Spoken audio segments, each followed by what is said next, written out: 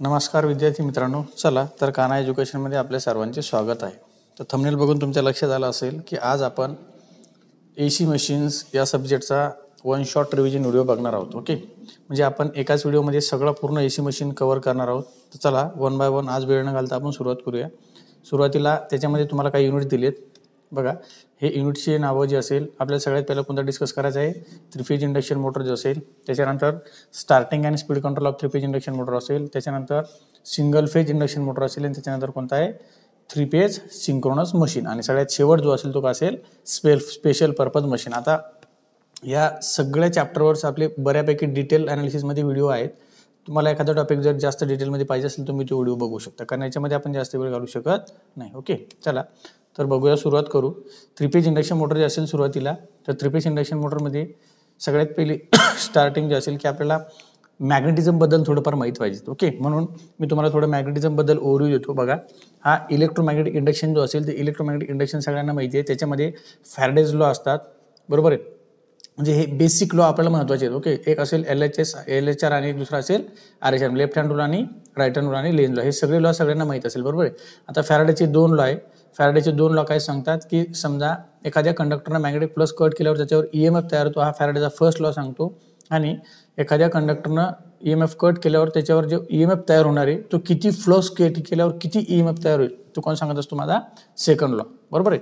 आणि Lenz law जो असेल तो काय सांगत असतो, माझा अपोज टू कॉज. ओके, आणि LHR आणि RHR. आता हा लेफ्ट हँड रूल आणि राईट हँड रूल तुम्हाला माहिती आहे की आपण फिंगर रूल त्याला वापरत असतो आणि थंब, मिडल फिंगर आणि फर्स्ट फिंगरनुसार आपण त्याला डायरेक्शन देत असतो. ओके, बघा आता इथे जर तुम्ही डायग्राम बघितलं तर बघा याच्यामध्ये EMF जो असेल आणि हा कंडक्टर जो असेल याच्यासोबत लिंक नाही म्हणून EMF तयार होत नाही. हा कंडक्टर जो असेल याच्यामध्ये चेंजेस आणि नो चेंजेस, चेंजेसमध्ये आणि नो चेंजेसमध्ये फरक आहे. तुम्हाला डायग्राम बघून थोडंफार लक्षात आलं असेल. ओके, त्याच्यानंतर classification of electrical machine. Okay, आता त्याच्यामध्ये कोणता आहे DC मशीन, AC मशीन. आता आपल्याला DC डिस्कसच करायचं नाही, आपण कोणता शिकतोय AC मशीन. त्याच्यामध्ये कोणतं इम्पॉर्टंट असेल, एक असेल सिंक्रोनस मशीन, दुसरा कोणता असेल असिंक्रोनस मशीन, बरोबर आहे. सिंक्रोनस मशीनमध्ये पण दोन आहे, एक असेल सिंक्रोनस जनरेटर, यालाच आपण अल्टरनेटर म्हणतो, लक्षात ठेवा. ओके, आणि दुसरं असेल सिंक्रोनस मोटर. आणि असिंक्रोनसमध्ये जे असेल तर कोणती असते, इंडक्शन मोटर. क्लिअर आहे. आता ही इंडक्शन मोटर जे असेल किंवा इंडक्शन मशीन जे असेल त्याच्यामध्ये असते एक सिंगल फेज आणि थ्री फेज. आणि इकडे जर तुम्ही बघितलं तर सिंक्रोनस जनरेटरमध्ये पण single phase, three phase, single phase, three phase आहे. आणि हे सगळं आपल्याला आता डिस्कस करायचं आहे. ओके, चलो. त्याच्यानंतर हा असेल तुमचा थ्री फेज इंडक्शन मोटरचा ओव्हरव्ह्यू. म्हणजे आपल्याला थ्री फेज इंडक्शन मोटर नेमकं काय काय शिकायचं बघा. त्याच्यामध्ये जर तुम्ही बघितलं तर सगळ्यात पहिलं इंट्रोडक्शन असेल, त्यानंतर कंपाऊंड कोणकोणते आहेत, त्याचं कन्स्ट्रक्शन कसं असेल, RMF नेमकं काय असतं, रोटेटिंग मॅग्नेटिक फील्ड, त्यानंतर वर्किंग प्रिन्सिपल, ॲप्लिकेशन, ॲडव्हान्टेज आणि डिसॲडव्हान्टेज, अशा प्रकारे आपल्याला प्रत्येक चॅप्टर डिस्कस करायचं आहे. क्लिअर आहे. हां, त्याच्यानंतर बघा आता आपण सुरुवात करूया. सगळ्यात पहिले इंट्रोडक्शन जे असेल, बरोबर आहे. आता इंट्रोडक्शनमध्ये जर तुम्ही बघितलं ना तर इलेक्ट्रिकल मशीन जे असेल त्याला म्हणत असतो आपण बघा इलेक्ट्रोमेकॅनिकल, बरोबर आहे. बघा, इलेक्ट्रोमेकॅनिकल एनर्जी कन्व्हर्जन डिव्हाइस आहे ना, इलेक्ट्रोमेकॅनिकल. आता इलेक्ट्रिकल प्लस मेकॅनिकल म्हणजे याचा अर्थ काय होतो बघा. तुम्ही जर बघितलं तर इलेक्ट्रिकल मोटरचं काम काय असतं, इलेक्ट्रिकल एनर्जीचं कशामध्ये करत असतं, तो मेकॅनिकल एनर्जीमध्ये. किंवा याच्या उलट जर असेल तर काय म्हणतो आपण, जनरेटर. म्हणजे सरळ सरळ काय, इलेक्ट्रिकल टू मेकॅनिकल जर असेल, बरोबर आहे, किंवा मेकॅनिकल टू इलेक्ट्रिकल जर असेल, बरोबर आहे.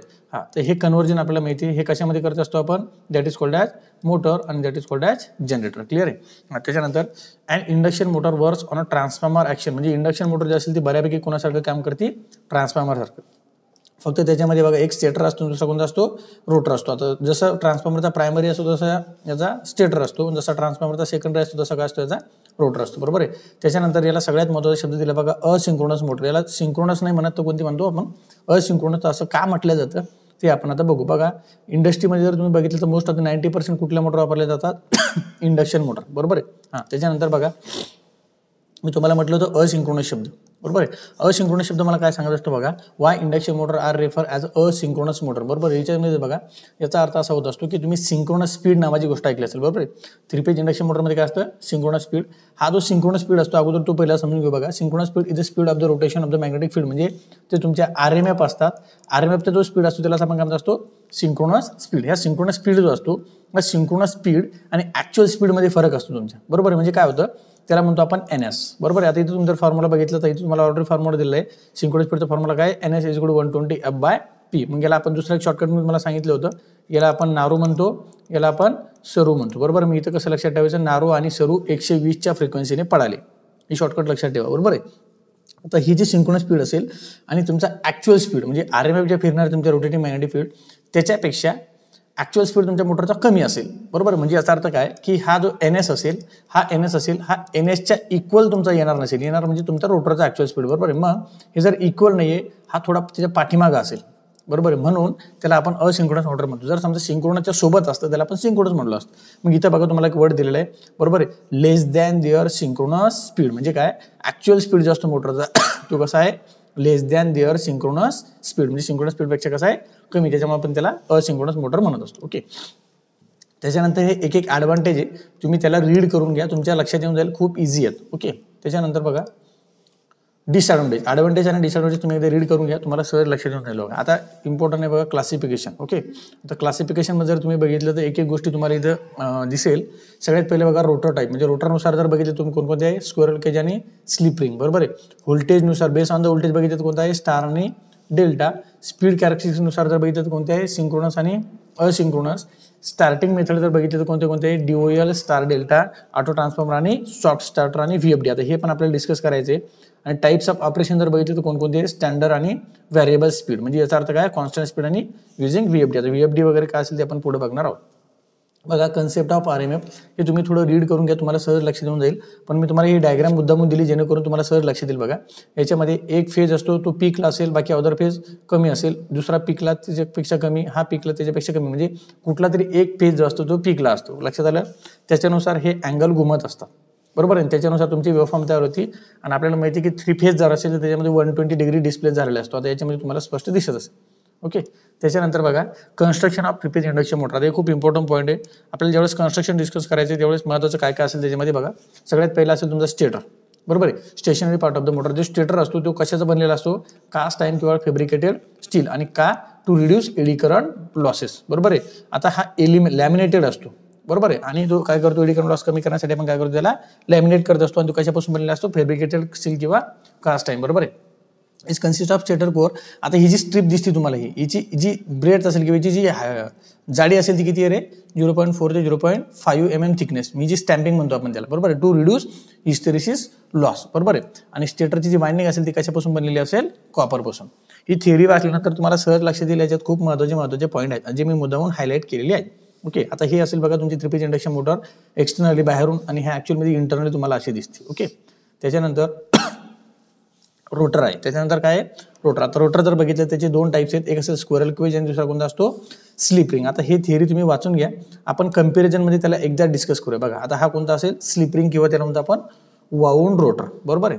हां बघा इथं आपण डिस्कस करूया. बघा स्क्वेरल केज आणि स्लिप रिंग. आता स्क्वेरल केज म्हणजे काय, इथं तुम्ही बघितलं असेल याच्यामध्ये बघा हे असे एक एक एक एक तुम्हाला असे स्लॉट दिसतात, बरोबर ना. हां आता स्क्वेरल केज इंडक्शन मोटरमध्ये स्लिप रिंग इंडक्शन मोटरमध्ये काय फरक आहे, तर डिपेंड ऑन रोटर असतो. म्हणजे मी तिथे जर स्क्वेरल केज रोटर वापरला तर ती झाली स्क्वेरल केज इंडक्शन मोटर, नाही तर स्लिप रिंग वापरला ती झाली स्लिप रिंग इंडक्शन मोटर, बरोबर आहे. त्यामध्ये सगळ्यात पहिला पॉईंट बघा, slot are not parallel to each other, it's skewed form because. म्हणजे सरळ हे जे स्लॉट असतात हे एकमेकाला पॅरल नाही, तर थोडे स्क्यू म्हणजे की क्रॉस किंवा तिरपे असतात, बरोबर आहे. म्हणजे स्क्यू का असतात, तर टू अवॉइड मॅग्नेटिक लॉकिंग, बरोबर आहे. हां आणि इथं जर बघितलं तुम्ही, rotor pole are not adopted its design in manufacturing. आता हे एक पॉईंट मी तुम्हाला सांगतो काय असतं याच्यामध्ये. काय असतं, हे जे बार वापरलेले आहेत हे बार कशाचे असतात, ॲल्युमिनियम किंवा कॉपरचे असतात, बरोबर आहे. आणि ते एक एंड रिंग असते, त्या एंड रिंगने त्याला काय केलं असतं, असं शॉर्ट केलं असतं, बरोबर आहे. अजून महत्त्वाचं main advantage is adopting any number of pole pair. म्हणजे याचा अर्थ असा होतो स्टेटरला जेवढे पोल असेल तेवढेच पोल हा ऑटोमॅटिक पेअर गेन करणार, अडॉप्ट करणार, बरोबर आहे.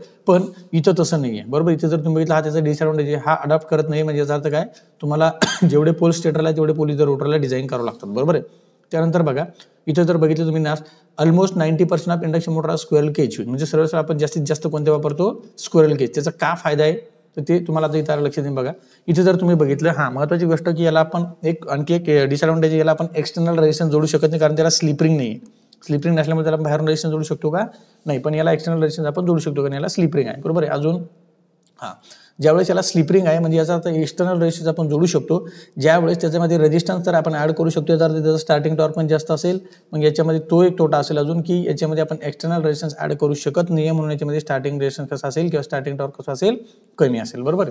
हां, इथे तुम्हाला दिलं बघा, slip ring are connect on shaft for adding external resistance, therefore TST म्हणजे स्टार्टिंग टॉर्क त्याचा कसा असेल, हाय असेल. बरोबर आहे. आणि स्टार्टिंग टॉर्क हाय याचा अर्थ काय, रेजिस्टन्स हाय आणि स्टार्टिंग करंट मग त्याचा कसा असेल, कमी असेल. Due to slip ring we control speed म्हणजे सरळ तुमचा रोटरचा स्पीड कंट्रोल मेथड जे असेल तुम्ही इथं वापरू शकता, इथं वापरू शकत नाही.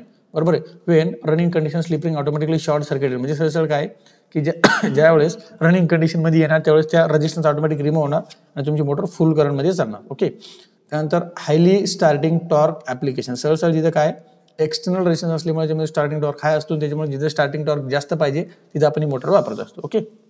दोघाचा डिफरन्स कळायला पाठीमागची डायग्राम बघून घ्या. त्यानंतर बघा राहिलेली पार्ट्स, अदर पार्ट्स कोणकोणते त्याच्यामध्ये फ्रेम असेल, शाफ्ट आहे, बेरिंग आहे, फॅन आहे आणि एंड रिंग्स आहे. हे सगळे तुम्हाला याच्यामध्ये दिलेले आहेत आणि याच्यावर स्पष्ट नावं सुद्धा दिलेली आहेत. ओके. त्यानंतर बघा how to work three phase induction motor, basic principle. आता इथं बघा तुम्ही. ओके. जसं तुम्हाला ही डायग्राम जे असेल ॲनिमेटेड डायग्राम आहे, तुम्हाला सहज कळत असेल ही वर्क कशी करते. बरं, त्याच्यामध्ये बघा आपण थोडं पॉईंट डिस्कस करूया. बघा सगळ्यात important point, when three phase supply is given AC stator winding म्हणजे 3-फेज AC सप्लाय ज्यावेळेस तुम्ही स्टेटर वाइंडिंगला दिला, it creates the rotating magnetic field म्हणजे तो काय करणार याला ज्यावेळेस तुम्ही 3-फेज सप्लाय दिला त्यावेळेस तो काय करणार, RMF तयार करणार. ही RMF तुम्हाला दिसत असेल, आता तुम्हाला दिसत होती. ओके. रोटेटिंग मॅग्नेटिक फील्ड म्हणजे एक वेळ इथं होती, एक वेळ इथं, एक वेळ इथं, इथं अशी. ओके. रोटेटिंग मॅग्नेटिक फील्ड तयार झाली आणि ती this rotating field cuts the rotor conductor. ही रोटेटिंग फील्ड जी असेल ती कोणाला कट होणार आहे, रोटर कंडक्टर्स आणि इंड्यूस EMF आणि फॅराडे लॉनुसार रोटरवर काय तयार होतो, EMF तयार होतो. Due to induce EMF current flow in the rotor conductor म्हणजे रोटर कंडक्टरमध्ये काय फ्लो होणार आहे, करंट. बरोबर आहे. आणि तो जो करंट असेल तो मेन करंटला अपोज करतो, त्यालाच म्हणतो आपण Lenz law. This interaction between stator rotating magnetic field and rotor current म्हणजे रोटरचा जो करंट असेल आणि stator magnetic field rotating magnetic field जे असेल याच्यामध्ये इंट्रॅक्शन होतं, त्याच्यामुळे एक टॉर्क तयार होतो आणि त्याच्यामुळे तुमची मोटर काय होईल, घुमायला लागते म्हणजे causing the rotor to rotate. अशा प्रकारे तुमची मोटर रन होईल. ओके. बघा तुम्हाला इथे ॲनिमेटेड दिसत असेल, ही तुमची स्टेटरची वाइंडिंग आहे, त्याच्यामध्ये असे RMF तयार होतील आणि ह्या RMF जे असेल ह्या रोटरला इथं कट होतील. बरोबर आहे. आता इथं ह्या डायग्राम बघितल्यावर तुमच्या काही गोष्टी लक्षात आल्या असेल. ओके. त्यानंतर बघा हां, इथं सुद्धा मी तुम्हाला मुद्दामून डायग्राम दिली की NS pole rotating magnetic field कशी इकडे रोटेट व्हायला लागली, त्यानुसार तुमचा रोटर कसा रोटेट होतोय आणि हा कंडक्टर असेल, ह्या डायग्राम बघून तुमच्या लक्षात येईल. ओके. त्यानंतर बघा नेक्स्ट,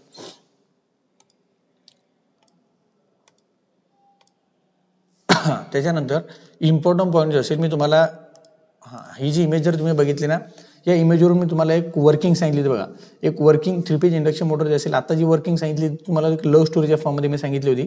एक सरू असते आणि एक नारू असतो. सरू म्हणजे एक मुलगी आहे आणि हा एक मुलगा आहे. या दोघांच्या लव्ह स्टोरीनुसार मी ही इंडक्शन मोटरची वर्किंग तयार केली आहे. खूप मजेशीर, खूप इंटरेस्टेड. तुम्ही डिटेलमध्ये आपल्या चॅनलवर तो व्हिडिओ आहे, तुम्ही वाटलं तो बघू शकता. Okay. Working of three phase induction motor हां in the form of love story, तुम्ही वाटलं ते बघू शकता व्हिडिओ, तुम्हाला डिटेलमध्ये कळून जाईल. बघा पुढचा पॉईंट असेल स्लीप मेजरमेंट मेथड. बरोबर आहे. म्हणजे आपण याच्यामध्ये जी स्लीप तयार झाली 3-फेज इंडक्शन मोटर ती स्लीप कशा प्रकारे मोजू शकतो, त्याच्यामध्ये बघा एक असेल टॅकोमीटर, दुसरा असेल स्ट्रोबोस्कोप, तिसरा असेल गॅल्व्हनोमीटर. बरोबर आहे. आता इथे जर बघितलं तर ही डायग्राम कशाची आहे, स्ट्रोबोस्कोपची डायग्राम आहे. बरोबर आहे. स्ट्रोबोस्कोप जो असेल तो असा डिजिटल टाईपचा स्ट्रोबोस्कोप आहे, तुम्हाला अशा प्रकारे मेजरमेंट करतो. ओके. त्यानंतर असेल बघा टॅकोमीटर आणि दुसरा कोणता असेल गॅल्व्हनोमीटर. आता टॅकोमीटर आणि गॅल्व्हनोमीटर जो असेल त्याची डायग्राम तुम्ही बघू शकता. हा टॅकोमीटर आहे. हा जो असेल तो नॉन टचिंग आहे. टॅकोमीटरचे दोन टाईप्स, एक नॉन टचिंग आणि दुसरा असेल टचिंग. इथं जर तुम्ही बघितलं बघा, इथं डायरेक्ट आपण मोटरच्या शाफ्टला लावून स्पीड मोजू शकतो, that is called as touching. आणि हा जो असेल त्याला म्हणतो आपण नॉन टचिंग. क्लिअर आहे. अशा प्रकारे दोन टॅकोमीटर आहे. त्यानंतर पुढचा जो असेल असेल तुमचा गॅल्व्हनोमीटर. लक्षात आलं. अशा प्रकारे हे स्लीप मेजरमेंट जे असेल 3 इक्विपमेंट आहे. अजून त्याच्यात महत्त्वाचा पॉईंट राहिला तो म्हणजे तुमचा टॉर्क. बरोबर आहे. आपण जो टॉर्क इंडक्शन मोटरमध्ये तयार केला त्याचे कोणकोणते टाईप्स, एक असेल स्टार्टिंग टॉर्क, फुल लोड टॉर्क आणि मॅक्झिमम टॉर्क. तर टॉर्क म्हणजे काय किंवा याचे टाईप्स कसे असेल ते आपण आता डिस्कस करूया. बघा सगळ्यात पहिले जे असेल डेफिनेशन ऑफ टॉर्क. बरोबर आहे. हां, टॉर्क इथं रोटेशनल फोर्स प्रोड्यूस. रोटेशनल आपण म्हटलं मोटर घुमायला लागली, rotational force produce by the motor to turn the rotor म्हणजे रोटरला आपण घुमवण्याची जी किंवा सुरुवातीला जो फोर्स दिला जातो that is called as torque. बरोबर आहे. हां, torque is the turning effort that cause rotation in the motor shaft म्हणजे ऑरमध्ये तर तुम्ही बघितलं अजून एक डेफिनेशन आहे आणि त्याचा फॉर्म्युला जर बघितलं तर काय, T इज इक्वल टू काय F इंटू टी. बरोबर आहे. F इंटू टी नाही तर रेडियस तुम्ही कन्सिडर करू शकता. बघा आता याच्यामध्ये जे असेल इथं काय टी म्हणजे काय टॉर्क, इथं आर कन्सिडर करा आणि एफ म्हणजे काय फोर्स अप्लाइड आणि आर म्हणजे काय radius at which the force act. अशा प्रकारे आणि आपण कशामध्ये मोजतो न्यूटन मीटरमध्ये. ओके. त्यानंतर बघा हां सगळ्यात इम्पॉर्टंट असेल तर टॉर्कचे आपण जे 3 टाईप डिस्कस केले होते, एक स्टार्टिंग टॉर्क, एक रनिंग टॉर्क आणि दुसरा कोणता असेल मॅक्झिमम टॉर्क. स्टार्टिंग टॉर्कला आपण कशाने शो करतो TST, रनिंग टॉर्कला आपण कशाने शो करतो किंवा त्यालाच आपण म्हणतो फुल लोड टॉर्क TFL आणि मॅक्झिमम टॉर्कला आपण कशाने शो करतो TM. बरोबर आहे. आता याच्यानुसार आपल्याला काही डेरिवेशन शिकायचे, तर ते डेरिवेशन सुद्धा आपण डिस्कस केले. टॉर्क नेमकी कशी तयार होते बघा. तर स्टार्टिंग टॉर्क म्हणजे नेमकं काय बघा, torque develop by the motor at time starting, म्हणजे सुरुवातीला जो टॉर्क डेव्हलप होतो that is called as starting torque. आता त्याच्यामध्ये सगळं स्पष्ट दिलेलं आहे, तुम्ही हे बघून घेऊ शकता. कारण आपण शॉर्ट व्हिडिओ असल्यामुळे किंवा वन शॉट असल्यामुळे जास्त डिटेलमध्ये याच्यामध्ये सांगू शकत नाही, पण तुम्हाला वाचून सहज लक्षात येईल किंवा अजून जर डिटेलमध्ये तुम्हाला पाहिजे असेल तर तुम्ही याच्या आपल्या चॅनलवर सेपरेट याची व्हिडिओ आहे, तुम्ही ते बघू शकता. ओके, बघा याच्यामध्ये स्लीप नावाची कन्सेप्ट आहे, तुम्हाला ऑलरेडी डिस्कस केली की difference between synchronous speed and actual speed. बरोबर आहे. हा जो डिफरन्स असेल, आता ह्या स्लीपनुसार तुम्ही स्टार्टिंग टॉर्क जो असेल त्याचा हा डेरिवेशन मी तयार केला बघा. T इज इक्वल टू हा जो फॉर्म्युला आहे तो कसा आला, तर हे सुद्धा आपण ऑलरेडी एका व्हिडिओमध्ये डिस्कस केलेलं आहे बघा. आता याच्यामध्ये जर तुम्ही बघितलं तर स्टार्टिंग टॉर्क म्हणजे सरळ काय, स्टार्टिंग टॉर्क म्हणजे तुमच्या स्टार्टिंगला मोटरचा स्पीड काय असेल, ॲक्च्युअल स्पीड 0. बरोबर आहे. तुम्ही जर स्लीप काढली तुम्हाला काय मिळणार, म्हणजे ज्या वेळेस माझा रोटरचा स्पीड 0 असेल, काय म्हटलं मी, ज्यावेळेस माझा रोटरचा स्पीड 0 असेल त्यावेळेस स्लीप किती असते 1. हे खूप इम्पॉर्टंट आहे. त्याच्यानंतर पुढचं बघा, स्टार्टिंग टॉर्क झाल्यानंतर कोणता आहे, हे डेरिवेशन आहे बघा. मी तुम्हाला म्हटलं ना, derivation of condition of maximum torque. आता मॅक्झिमम टॉर्कचं डेरिवेशन आहे, हे सुद्धा मी तुम्हाला इथे डिराईव्ह करून दिले, ते तुम्ही एकदा बघून घेऊ शकता. ओके, त्यानंतर बघा हे डेरिवेशन तुम्ही बघू शकता. याच्यामध्ये बघा हे डेरिवेशन काय सांगतो तुम्हाला, लास्ट इम्पॉर्टंट पॉईंट जे असेल, मॅक्झिमम टॉर्क जो असेल म्हणजे याचा अर्थ स्लिप पण कशी असेल मॅक्झिमम. मॅक्झिमम स्लिपचा फॉर्म्युला काय, R2/X2, rotor resistance upon rotor reactance. Clear आहे. त्यानंतर बघा समरी जी असेल तिन्ही टॉर्कची, एक असेल स्टार्टिंग टॉर्क, दुसरा असेल फुल लोड टॉर्क, दुसरा असेल मॅक्झिमम टॉर्क. स्टार्टिंग टॉर्कला काय शो करतो आपण TST, TFL आणि Tmax. ओके, तिथे ॲट स्टार्टिंग स्लीप मी तुम्हाला म्हटलं ना, स्टार्टिंग टॉर्कला आपण स्पीड 0 कन्सिडर केला होता. बरोबर आहे. आणि स्लीप किती आली तुमची 1. कशी आली आपण मग आता बघितलं. ओके, त्यानंतर फुल लोड टॉर्क असेल त्यावेळेस तुमची स्लीप कशी असेल काय असेल, आणि हायेस्ट टॉर्क बघा, की फीचर म्हणजे काय, highest torque motor can produce, म्हणजे इथं काय मोटर हायेस्ट टॉर्क प्रोड्यूस करू शकते ॲट रेटेड लोड इथं म्हणू शकतो, म्हणजे फुल लोड. त्याचा फॉर्म्युला जर बघितलं तुम्ही TSTचा काय, K × U2² R2/R2² + X2². हा असेल तुमचा फुल लोडचा आणि हा असेल तुमचा मॅक्झिममचा. आता इथं बघा या दोघांमध्ये खूप एक सोपी टेक्निक्स आहे, जिथं तुम्हाला समजा इथं स्लीप तुमची काय आली होती 1, आणि जर इथे स्लीप तुमची काय असेल, आता इथं जर तुमची स्लीप 1 आली तर तुम्ही येसच्या ठिकाणी फक्त 1 ठेवून द्या. बरोबर आहे. म्हणजे तुमचा ऑटोमॅटिक हा फॉर्म्युला तयार होईल. क्लिअर आहे. आणि असेल तुमचा मॅक्झिमम टॉर्क, हे डेरिवेशन आता पाठीमागे आपण बघितलं. ओके, त्यानंतर पुढचं बघा. याच्यामध्ये बघा सगळ्यात इम्पॉर्टंट आता बघायचं आपल्याला टॉर्क इक्वेशन. मी तुम्हाला म्हटलं ना की ज्यावेळेस आपण कुठली तरी मशीन बघत असेल, बरोबर आहे. आता मशीन बघताना 2 मशीन असतात, एक म्हणजे स्टॅटिक मशीन आणि दुसरी म्हणजे डायनॅमिक मशीन. आता त्याच्यामध्ये पण बघितलं आपण, ट्रान्सफॉर्मर एक स्टॅटिक मशीन आहे आणि मोटर ही एक डायनॅमिक मशीन आहे. आता ट्रान्सफॉर्मरचा आउटपुट काय रे, इलेक्ट्रिकल, आणि याचं इनपुट काय आहे इलेक्ट्रिकल, याचं इनपुट काय आहे इलेक्ट्रिकल, आणि याचं आउटपुट काय आहे मेकॅनिकल. आता आपण काय करतो, आउटपुटवर फोकस करत असतो. बरोबर आहे. मग आउटपुट जर इलेक्ट्रिकल असेल तर याच्यामध्ये आपण काय डिस्कस करत असतो, EMF इक्वेशन, आणि आउटपुट जर मेकॅनिकल असेल तर काय डिस्कस करत असतो आपण, टॉर्क इक्वेशन. मग आपण आता मोटर शिकतोय म्हणजे याचा अर्थ मला काय बघावं लागेल, टॉर्क इक्वेशन. बरोबर आहे. आता टॉर्क इक्वेशन शिकण्यासाठी सगळ्यात इम्पॉर्टंट जो असेल तर टॉर्क माझा कशावर डिपेंड आहे आपण ते बघू.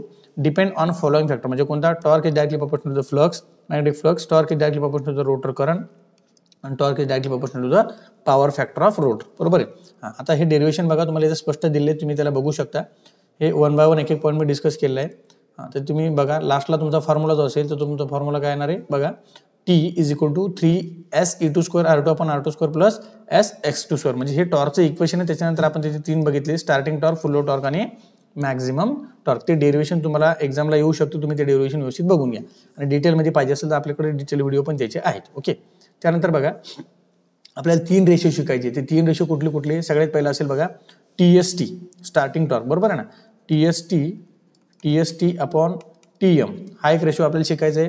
त्यानंतर अजून पुढे रेशो आहेत. बरोबर, ते आपण आता बघूया. बघा सगळ्यात पहिलं मग तुम्हाला फुल लोड टॉर्कचा फॉर्म्युला रिवाइज करायचा आहे. स्टार्टिंग टॉर्कचा फॉर्म्युला काय आहे आणि मॅक्झिमम टॉर्क आता आपण पाठीमागे ऑलरेडी डिस्कस केले. बरोबर, आता याच्यामध्ये रोटरचा स्पीड 0 असतो का, नाही. फुल लोड म्हणजे सरळ मोटर तुमची फुल स्पीडने फिरते.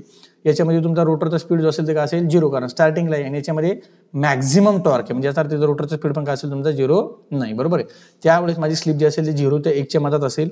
इथं माझी स्लिप 1 असेल, इथं स्लिप माझी काय असेल मॅक्झिमम असेल. हे पॉईंट पक्के लक्षात ठेवा. ओके, आता हा रेशो बघा, या रेशो जर तुम्ही बघितलं त्याचं फायनल आन्सर असं आलं. ओके, त्याच्यानंतर नेक्स्ट पुढचा रेशो जो असेल तो कोणता आहे बघा, फुल load torque upon TFL upon TM याचं सुद्धा डेरिव्हेशन मी डिस्कस केले, तुम्ही ते बघून घेऊ शकता. ओके, हे त्याचं फायनल आन्सर असेल.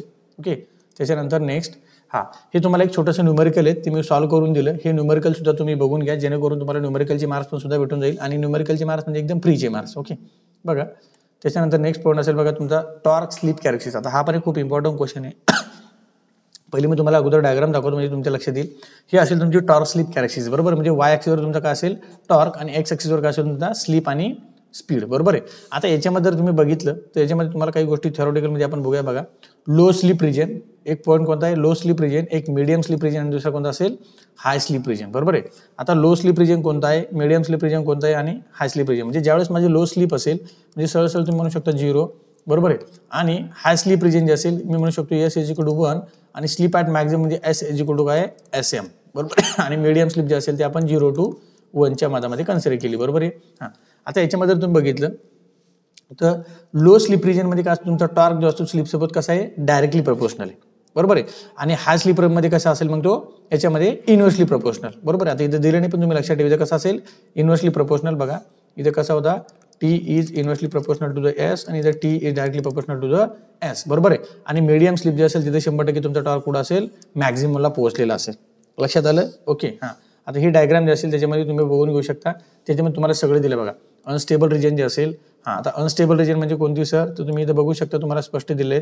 Unstable region nothing but high slip region, बरोबर आहे. आणि स्टेबल रिजन जे असेल ते कोणती आपली लो स्लिप. आता ही अनस्टेबल आहे आणि कोणती आहे स्टेबल. ओके, म्हणजे याला म्हणतो आपण हाय स्लिप आणि याला म्हणतो आपण लो स्लिप आणि इथं जे असेल ते असेल तुमची मॅक्झिमम.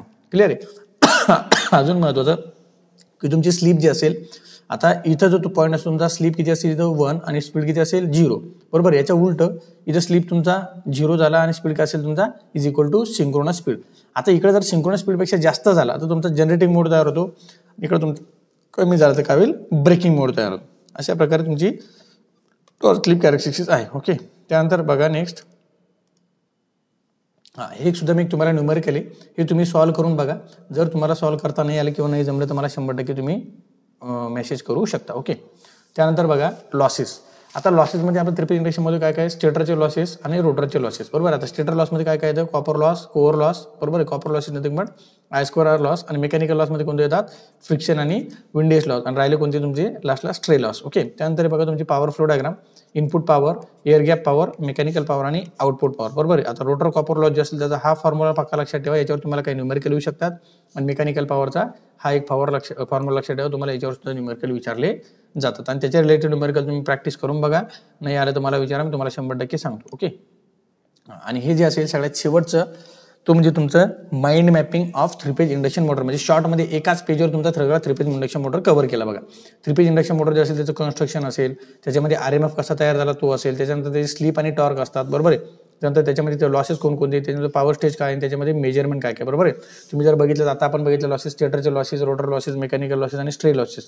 त्यानंतर इनपुट पॉवर स्टेजचे डायग्राम आपण बघितली. इनपुट पॉवर हे असेल तुमची, त्याच्यानंतर हा मेकॅनिकल पॉवर आणि आउटपुट पॉवर, बरोबर आहे. स्लिप मेजरमेंटचे 3 मेजर कोणत्या कोणते आहे टॅकोमीटर, स्टोबोस्कोप आणि गॅलोमीटर आपण आता डिस्कस केलेले, बरोबर. वर जर तुम्ही बघितलं स्लिप आणि टॉर्क, बरोबर. स्लिपचा फॉर्म्युला तुम्हाला माहिती आहे. टॉर्कचे टाईप सुद्धा आपण डिस्कस केले कोणकोणते TST, TFL, Tmax. ओके, आणि टॉर्क स्पीड कॅरेक्टरिस्टिक्स सुद्धा आपण डिस्कस केली. त्यानंतर हे म्हणजे एका पेजवर तुमचं सगळं इमॅजिन होणार की आपल्याला नेमक्या या पॉईंटमध्ये काय काय शिकायचं. कन्स्ट्रक्शनमध्ये काय square cage motor, slip ring induction motor, बरोबर आहे.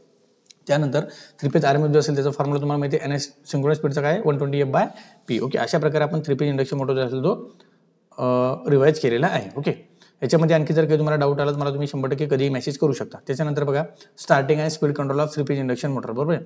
आता स्टार्टिंग आणि speed control of 3 phase induction मोटरमध्ये काय बघायचं आहे की ती मोटर स्टार्ट कशी होणार आणि किंवा स्टार्टिंगसाठी आपल्याला काय काय महत्त्वाचं आहे आणि त्याचा स्पीड कसा कंट्रोल करता येईल. बघा त्याच्यामध्ये सगळ्यात पहिला क्वेश्चन तुम्हाला व्हाय इज अ स्टार्टर नीडेड, बरोबर आहे. म्हणजे सगळ्यात महत्त्वाचं आहे need for starter in 3 phase induction motor. म्हणजे स्टार्टर जे असेल त्याची 3 फेज इंडक्शन मोटरला काय गरज आहे ना.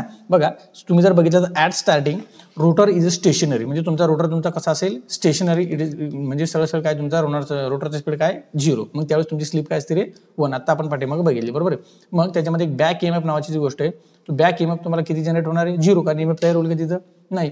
मग current drop from the supply is very high. म्हणजे सुरुवातीला सरळ तुमचा बॅक EMF 0 असतो, रोटरचा स्पीड सुद्धा 0 असतो आणि स्लिप 1 असते. त्यावेळेस तुमच्या मोटर ही करंट खूप जास्त खेचत असते, बरोबर. मग तुम्ही काय म्हणू शकता as starting is equal to काय V/R. आता तुम्ही बघितलं V/R, बरोबर आहे. आता तुमचा खूप जास्त करंट खेचला मोटर, बरोबर, म्हणजे इंडक्टर सरळ तुमचा सुरुवातीला रेजिस्टन्स असेल कमी असेल, बरोबर. These starting currents can be 5 to 7 times full load current, म्हणजे सरळ विचार करा फुल लोड टाइमच्या 5 ते 7 टाइम जास्त असतो. बरोबर आहे. हां, त्यानंतर त्याच्यानं बघा त्याचं कॉज काय, रिझन जर तुम्ही बघितलं तर त्याच्यामुळे काय काय होऊ शकतं, व्होल्टेज ड्रॉप होऊ शकतो, ओव्हर हिटिंग होऊ शकते आणि मेकॅनिकल स्ट्रेस, बरोबर आहे. आणि स्टार्टरचा पर्पज काय काय असेल तर काय मग सुरुवातीला करंट लिमिट करणे, प्रोव्हाइड स्मूथ ॲसिलेशन म्हणजे तुमची स्मूथ मोटर फिरली पाहिजे आणि protect motor from overload and अर्थ फॉल्ट, हे त्याचे स्टार्टरचे पर्पज असेल. क्लिअर आहे, कळालं. त्यानंतर बघा टाइप्स ऑफ स्टार्टर. आता स्टार्टरचे कोणकोणते टाइप्स आहे, एक असेल तुमचा ड्युअल स्टार्टर, बरोबर आहे. सगळ्यात पहिला आता ड्युअल स्टार्टर म्हणजे त्याला म्हणतो आपण डायरेक्ट ऑनलाईन स्टार्टर. त्याच्यामध्ये काय काय असतं, MCB, कॉन्टॅक्टर, ओव्हरलोड रिले, स्टार्ट आणि स्टॉप पुश बटन वगैरे असेल. त्याची वर्किंग काय, सरळ स्टार्ट बटन प्रेस केल्यावर कॉन्टॅक्टर एनर्जाइज होतो आणि मोटर गेट्स फुल सप्लाय आणि overload relay trips during excess current, म्हणजे सरळ एका लाईनमध्ये तुम्हाला शॉर्टमध्ये दिलेला आहे. त्याचे फीचर्स काय काय, सिम्पल अँड चीप आहे, use for motor up to, हे सगळ्यात इम्पॉर्टंट आहे की ड्युअल स्टार्टर फक्त आपण कुठपर्यंत वापरू शकतो, 5 HP मोटरपर्यंत, बरोबर आहे. एक्झाम्पल मध्ये डोमेस्टिक पंप किंवा कॉम्प्रेसर. क्लिअर आहे. हां, त्याची जर डायग्राम तुम्ही बघितली तुम्हाला लक्ष देईल. बघा हे असेल तुमचा ड्युअल, बघा हा एनो कॉन्टॅक्ट, हा तुमचा NC कॉन्टॅक्ट, ही त्याची सिस्टमॅटिक ड्युअल स्टार्टरची डायग्राम आहे. बघा म्हणजे हा तुम्ही ज्यावेळेस याला प्रेस करताल त्यावेळेस काय होईल, हा ऑन होईल आणि हा जो असेल तुमचा एनर्जाइज होणार, बरोबर आहे. एनर्जाइज झाल्यानंतर काय होईल, हा तुमचा प्लंजर जो असेल तिकडे खेचला जाईल आणि हा याला असा कनेक्ट होतो आणि तुमची मोटर काय होईल, ऑन होईल, बरोबर आहे. स्टॉप केल्यावर परत हा डीएनर्जाइज होईल आणि याला परत वापस सोडून देईल. आणि ॲक्च्युअलमध्ये जर तुम्ही बघितलं तर ड्युअल स्टार्टर तुमचा असा दिसत असतो. क्लिअरली कळालं. त्यानंतर बघा नेक्स्ट, बघा प्रायमरी रेजिस्टन्स स्टार्टर, बरोबर आहे. आता प्रायमरी रेजिस्टन्स स्टार्टर जो असेल, प्रायमरी रेजिस्टन्स तुम्ही जर बघितले त्याच्यामध्ये काय असतं, इथं 3 रजिस्टर, बरोबर आहे, किंवा स्टेटर रेजिस्टन्स तुम्ही म्हणू शकता. 3 registers in series with stator winding. 3 register आपण स्टेटर वाइंडिंगचे काय करतो, सिरीजमध्ये कनेक्ट करतो. At start register limit current, म्हणजे सुरुवातीला त्याच्यामध्ये साहजिक रेजिस्टन्स कनेक्ट केल्यावर सुरुवातीला करंट तुमचा ऑटोमॅटिक काय होईल, कमी. As motor picks up resistors are gradually short circuited, म्हणजे सरळ काय एकदा मोटरनं पिकअप घेतला की ते रेजिस्टन्स ऑटोमॅटिक सिस्टममधून काय होणार, बाहेर होणार. आणि ते म्हणजे एक सिस्टमॅटिक डायग्राम मी तुम्हाला इथे दिली, तुम्ही डायग्राम बघितल्यावर तुम्हाला लक्षात येऊन जाईल. ओके, क्लिअर आहे. तर परत त्याच्यात एक लिमिटेशन आहे, डिसअडवांटेज आहे, एनर्जी लॉस होतो रेजिस्टन्समुळे, कारण काही नाही ड्रॉप होणार आणि पुअर स्टार्टिंग टॉर्क असेल, बरोबर आहे. त्यानंतर बघा ऍप्लिकेशन जे असेल कोणते असेल, स्मॉल मोटर रिक्वायर किंवा रिड्यूस करंट स्टार्ट. ओके, त्यानंतर नेक्स्ट बघा ऑटो ट्रान्सफॉर्मर स्टार्टर. आता हे खूप फेमस आणि खूप महत्त्वाचं आहे. ऑटो ट्रान्सफॉर्मर स्टार्टर जो असेल, आपण सेम लाईक दॅट जर विचार केला तर तुम्ही सेम रेजिस्टन्स कंट्रोल करतो तशीच मेथड आहे. इथे तुम्हाला काय केलं त्याने, सुरुवातीला काही वाइंडिंग आहेत, बघा इथं तुम्हाला रेजिस्टन्स दिलेत या वाइंडिंगमध्ये, बरोबर आहे. आता ही जे ऑटो ट्रान्सफॉर्मर असेल त्याच्यामध्ये इम्पॉर्टंट काय, 3 phase auto transformer with tapping, त्याच्यामध्ये टॅपिंग केली असते. 80%, 60% आणि 40% अशा वाइंडिंगच्या टॅपिंग केली असते. बघा तुम्ही इथे बघाल वरच्या डायग्राममध्ये जर तुम्ही बघितली इथे तुम्हाला दिसतं, इथं टॅपिंग तुम्हाला दिले, हे 1, 2, 3 अशा टॅपिंग. मग त्या पर्सेंटनुसार जे टॅपिंग आहे त्यानुसार आपण वाइंडिंग कमी जास्त करणार आणि ऑटोमॅटिक तुमचा करंट कमी जास्त होणार. बघा वर्किंगमध्ये काय, start with reduce voltage drop 60% after motor gain speed transformer bypass full load. सरळ काय सुरुवातीला व्होल्टेज ड्रॉप जो असेल तर किती, 60% व्होल्टेज ड्रॉप होतो. ओके, म्हणजे सरळ काय की करंट सुरुवातीला लिमिट केला जातो आणि आफ्टर मोटर गेन स्पीड म्हणजे एकदा स्पीडमध्ये आली की ट्रान्सफॉर्मर बायपास होईल आणि तुमचा फुल लोड करंट तुम्हाला किंवा फुल लोड व्होल्टेज तुम्हाला मोटरला मिळून जाईल, बरोबर. म्हणजे सरळ ही व्होल्टेज कंट्रोल मेथड आहे.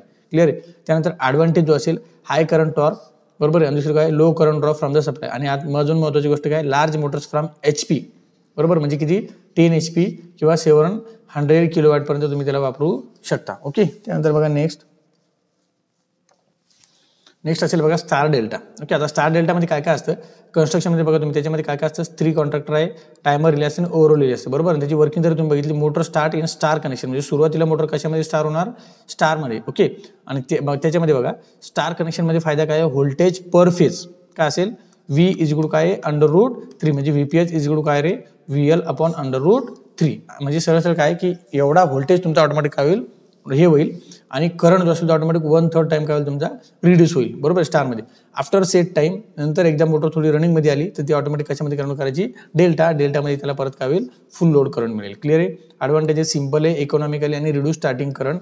लिमिटेशन म्हणजे डिसअडव्हान्टेज काय असेल, स्टार्टिंग टॉर्क इज रिड्यूस. आणि एक्झाम्पल काय, फॅन असेल, ब्लोअर असेल, कॉम्प्रेसर, त्याचे काय झाले एक्झाम्पल झाले. ओके, त्यानंतर बघा रोटर रेजिस्टन्स स्टार्टर म्हणजे स्लिपरिंग मोटर, बरोबर आहे. आता स्लिपरिंग मोटर म्हणजे काय, याच्यामध्ये एक महत्त्वाची गोष्ट लक्षात ठेवा, ही तुम्ही स्क्वेरल केज मोटरसाठी तुम्ही ही मेथड वापरू शकत नाही. हा मोटरचा सगळ्यात मोठा डिसो, कारण त्याच्यामध्ये स्लिपरिंग असते का रे, नाही. हे बघा तुम्हाला स्लिपरिंग दिसतं 1, 2, 3 अशा स्लिपरिंग स्क्वेरल केजमध्ये नसतात, कारण त्याची वाइंडिंग काय असते, आपण इंटरने शॉर्ट केलेली असते, बरोबर आहे. याच्यामध्ये बघा कन्स्ट्रक्शनमध्ये स्लिपरिंग असतात, एक्सटर्नल रेजिस्टन्स असतात आणि व्हेरिएबल स्टेप. म्हणजे बघा वर्किंग कशी आहे, हाय रेजिस्टन्स इन्क्लूड ॲट स्टार्टिंग, म्हणजे सुरुवातीला याच्यामध्ये आपण एक्सटर्नल रेजिस्टन्स ॲड करतो. बघा बरोबर. हा आणि हा एक्सटर्नल रेजिस्टन्स सुरुवातीला हा ॲरो जो असेल बघा, आता इथं कनेक्ट केला मी, इथं कनेक्ट केला, इथं कनेक्ट केला, इथं कनेक्ट केला, बरोबर, किंवा इथं कनेक्ट केला, बरोबर. म्हणजे जसं जसं मी हा ॲरो खाली किंवा वर करणार, म्हणजे सरळ सरळ हा ॲरो ज्यावेळेस मला इथं लावला मी, तर त्यावेळेस माझा फुल रेजिस्टन्स त्याच्यामध्ये येणार. आणि हाच ॲरो जर मी समजा सरळ सरळ डायरेक्ट इथं लावला, त्याच्यामधून ती वाइंडिंग काय होईल, बायपास होईल, म्हणजे फुल लोड करंट मिळेल. म्हणजे सरळ सरळ काय, सुरुवातीला high resistance include at start, improve torque, resistance is gradually remove. म्हणजे सरळ सरळ काय, हा रेजिस्टन्स जो असेल तो वरून खाली हळूहळू आपण कमी करत करत करत मग डायरेक्ट इथं कनेक्ट करतो, म्हणजे तुम्हाला फुल लोड करंट मिळतो. अशा प्रकारे रोटर रेजिस्टन्स किंवा त्याला म्हणतो आपण स्लिप रिंग मोटरमध्ये ही मेथड वापरले जाते. याच्यामध्ये इम्प्रूव्ह स्टार्टिंग टॉर्क, कारण सुरुवातीला रेजिस्टन्स जास्त असतो त्यामुळे टॉर्क पण जास्त असेल, आणि स्मूथ कंट्रोल आहे. आणि याचे ॲप्लिकेशन कोणते कोणते आहे, क्रेन्स, हॉइस्ट आणि इलेव्हेटर, बरोबर आहे. त्यानंतर बघा नेक्स्ट सॉफ्ट स्टार्टर. आता हा तुमच्यासाठी खूप इम्पॉर्टंट आहे, कारण इलेक्ट्रिकल जे पण त्याच्यामध्ये काही इलेक्ट्रॉनिक्सचा पार्ट असेल that is called as power electronics, बरोबर आहे. आता याच्यामध्ये असेल बघा तुमचा SCR, बरोबर आहे. SCR पेअर केलं त्याला म्हणतो आपण सिलिकॉन कंट्रोल रेक्टिफायर, बरोबर. आता या डायग्राममध्ये तुम्ही बघितलं बघा, SCRचे पेअर तुम्हाला इथे कनेक्ट केले आहे. तर SCR नुसार आपण त्या 3 फेज इंडक्शन मोटरचा काय करतो, स्पीड कंट्रोल करत असतो, बरोबर. त्याच्यामध्ये बघा कन्स्ट्रक्शनमध्ये थायरिस्टर पेअर असेल, मायक्रो कंट्रोल असेल, करंट सेन्सर असेल आणि कंट्रोल सर्किट असेल, बरोबर आहे. SCR फायरिंग अँगलनुसार आपण त्याला बघा, SCR firing angle is gradually reduce, म्हणजे फायरिंग अँगल जर आपण त्याचा कमी जास्त केला, आउटपुट व्होल्टेज इन्क्रीजेस स्मूथली आणि मोटर ॲसिलेट विदाउट जर्क. म्हणजे काय, प्रोव्हाइड्स ओव्हरलोड प्रोटेक्शन आणि अंडर व्होल्टेज प्रोटेक्शन. म्हणजे ह्या 2 फॉल्टपासून किंवा 2 रिस्कपासून आपण त्याला वाचू शकतो. म्हणजे ओव्हरलोडपासून त्याला आपण प्रोटेक्ट करू शकतो बाय युझिंग सॉफ्ट स्टार्टर, आणि अंडर व्होल्टेजपासून सुद्धा आपण त्याला वाचू शकतो. त्याचा ॲडव्हान्टेज काय आहे बघा, त्याच्यामध्ये मेकॅनिकल वगैरे कुठलाच पार्ट नाही, no mechanical wear, smooth oscillation, energy efficient आणि रिड्यूस टॉर्क, मेकॅनिकल शॉक, बरोबर आहे. त्यानंतर ॲप्लिकेशन कोणकोणते याच्यामध्ये, पंप, कन्व्हेअर आणि कॉम्प्रेसर. क्लिअर आहे. चलो नेक्स्ट, ही त्याची डायग्राम आहे बघा. तुम्ही डायग्राम जर बघितली बघा, हां अशा प्रकारे तुमचा स्पीड हा हे SCR पेअर असेल, हा तुमचा स्टार्टर असेल बघा. बघा ऑटोमॅटिक याचा स्पीड ऑटोमॅटिक कमी झालेला आहे. क्लिअर आहे. हां लक्षात आलं असेल. त्यानंतर बघा पुढचा next point, speed control of 3 phase induction motor. आता speed control of 3 phase induction मोटरमध्ये अजून महत्त्वाचं मी तुम्हाला इथे काय दिले, आतापर्यंत आपण स्टार्ट कशी करायची हे डिस्कस केलं. आता स्पीड कसं कंट्रोल करणार बघा. त्याच्यामध्ये बघा तुम्हाला सगळ्यात पहिले इम्पॉर्टंट जर बघितलं तुम्ही, सिंक्रोनस स्पीडचा फॉर्म्युला आपल्याला माहिती आहे, NS = 120 f/p. आता हे बेसिक सांगतो तुम्हाला पहिले. त्यानंतर बघा कोणत्या कोणत्या मेथड आपण वापरू शकतो बघा. बाय सप्लाय कंट्रोल, म्हणजे सप्लाय व्होल्टेज आपण कंट्रोल करू शकतो, फ्रिक्वेन्सी आणि नंबर ऑफ पोल्स आणि रोटरचा रेजिस्टन्स, एवढे पार्ट किंवा एवढे जे गोष्टी त्या आपण कमी करून किंवा कंट्रोल करून त्याचा स्पीड कंट्रोल करू शकतो, बरोबर आहे. बघा त्यात सगळ्यात पहिला बघा स्टेटर व्होल्टेज कंट्रोल, बरोबर आहे. हां आता ही मेथड जी असेल त्याच्यामध्ये रिड्यूस सप्लाय व्होल्टेज. बघा सगळ्यात पहिले तुम्हाला म्हटलं मी सप्लाय व्होल्टेज, म्हणजे त्याच्यामध्ये सप्लाय व्होल्टेज आपण रिड्यूस करत असतो, आणि त्याच्यामध्ये सप्लाय व्होल्टेज रिड्यूस करताना बघा हा टॉर्क जो असेल आणि सप्लाय व्होल्टेजचं रिलेशन कसं आहे रे, torque is directly proportional to V2चा स्क्वेअर. म्हणजे काय, जेवढा सप्लाय व्होल्टेज मी स्क्वेअरमध्ये कमी होईल ऑटोमॅटिक, तेवढा टॉर्क तुमचा कमी होईल, आणि सप्लाय व्होल्टेज वाढला की टॉर्क तुमचा काय होईल, वाढेल, बरोबर आहे. Lower voltage reduce torque and speed, म्हणजे तुमचा टॉर्क कमी झाला तर ऑटोमॅटिक तुमचा स्पीड काय होईल, तुमचा ऑटोमॅटिक कमी होईल, बरोबर आहे. यूज इन स्मॉल फॅन किंवा पंप हे त्याचे ॲप्लिकेशन असेल. ॲडव्हान्टेज काय, सिम्पल अँड चीप. ही डायग्राम तुम्ही बघून घ्या, ही ऑलरेडी आपण डिटेलमध्ये डिस्कस केलेली आहे, खूप सिम्पल आहे. ओके लक्षात आलं. वर तुम्हाला वाय ॲक्सिसवर तुमचा टॉर्क असेल आणि ॲक्सिसवर तुमचं काय असेल, स्पीड असेल, बरोबर आहे. हां त्याच्यामध्ये बघा ही V1, V2, V3 इथे तुम्ही रिलेशन बघा, आणि हे डायग्राम तुम्ही बघू शकता. क्लिअर आहे, कळालं. त्यानंतर बघा नेक्स्ट पोल चेंजिंग मेथड. बरं आता तुम्हाला माहिती आहे NS = काय 120 f/p. मी आताच फॉर्म्युला बघितला होता, तुम्ही जर बघितला असेल, हा स्पीड जर तुम्हाला कमी करायचा असेल तर तुम्हाला बघा पोल जर कमी केले तर स्पीड वाढेल, आणि पोल जर जास्त केले तर स्पीड काय ऑटोमॅटिक कमी होईल. म्हणजे नंबर ऑफ पोल चेंज करून तुम्ही स्पीड कमी जास्त करू शकता. म्हणजे सपोज 2 पोल असेल तर फुल स्पीड, आणि 4 पोल असेल तर हाफ स्पीड. म्हणजे सरळ सरळ काय, पोल वाढले तर स्पीड ऑटोमॅटिक काय होईल, कमी होईल. याचे ॲप्लिकेशन काय काय, फॅन आणि मशीन टूल्स. ही डायग्राम तुम्ही बघून घेऊ शकता. अशा प्रकारे आपण पोल चेंज करत असतो. क्लिअर आहे.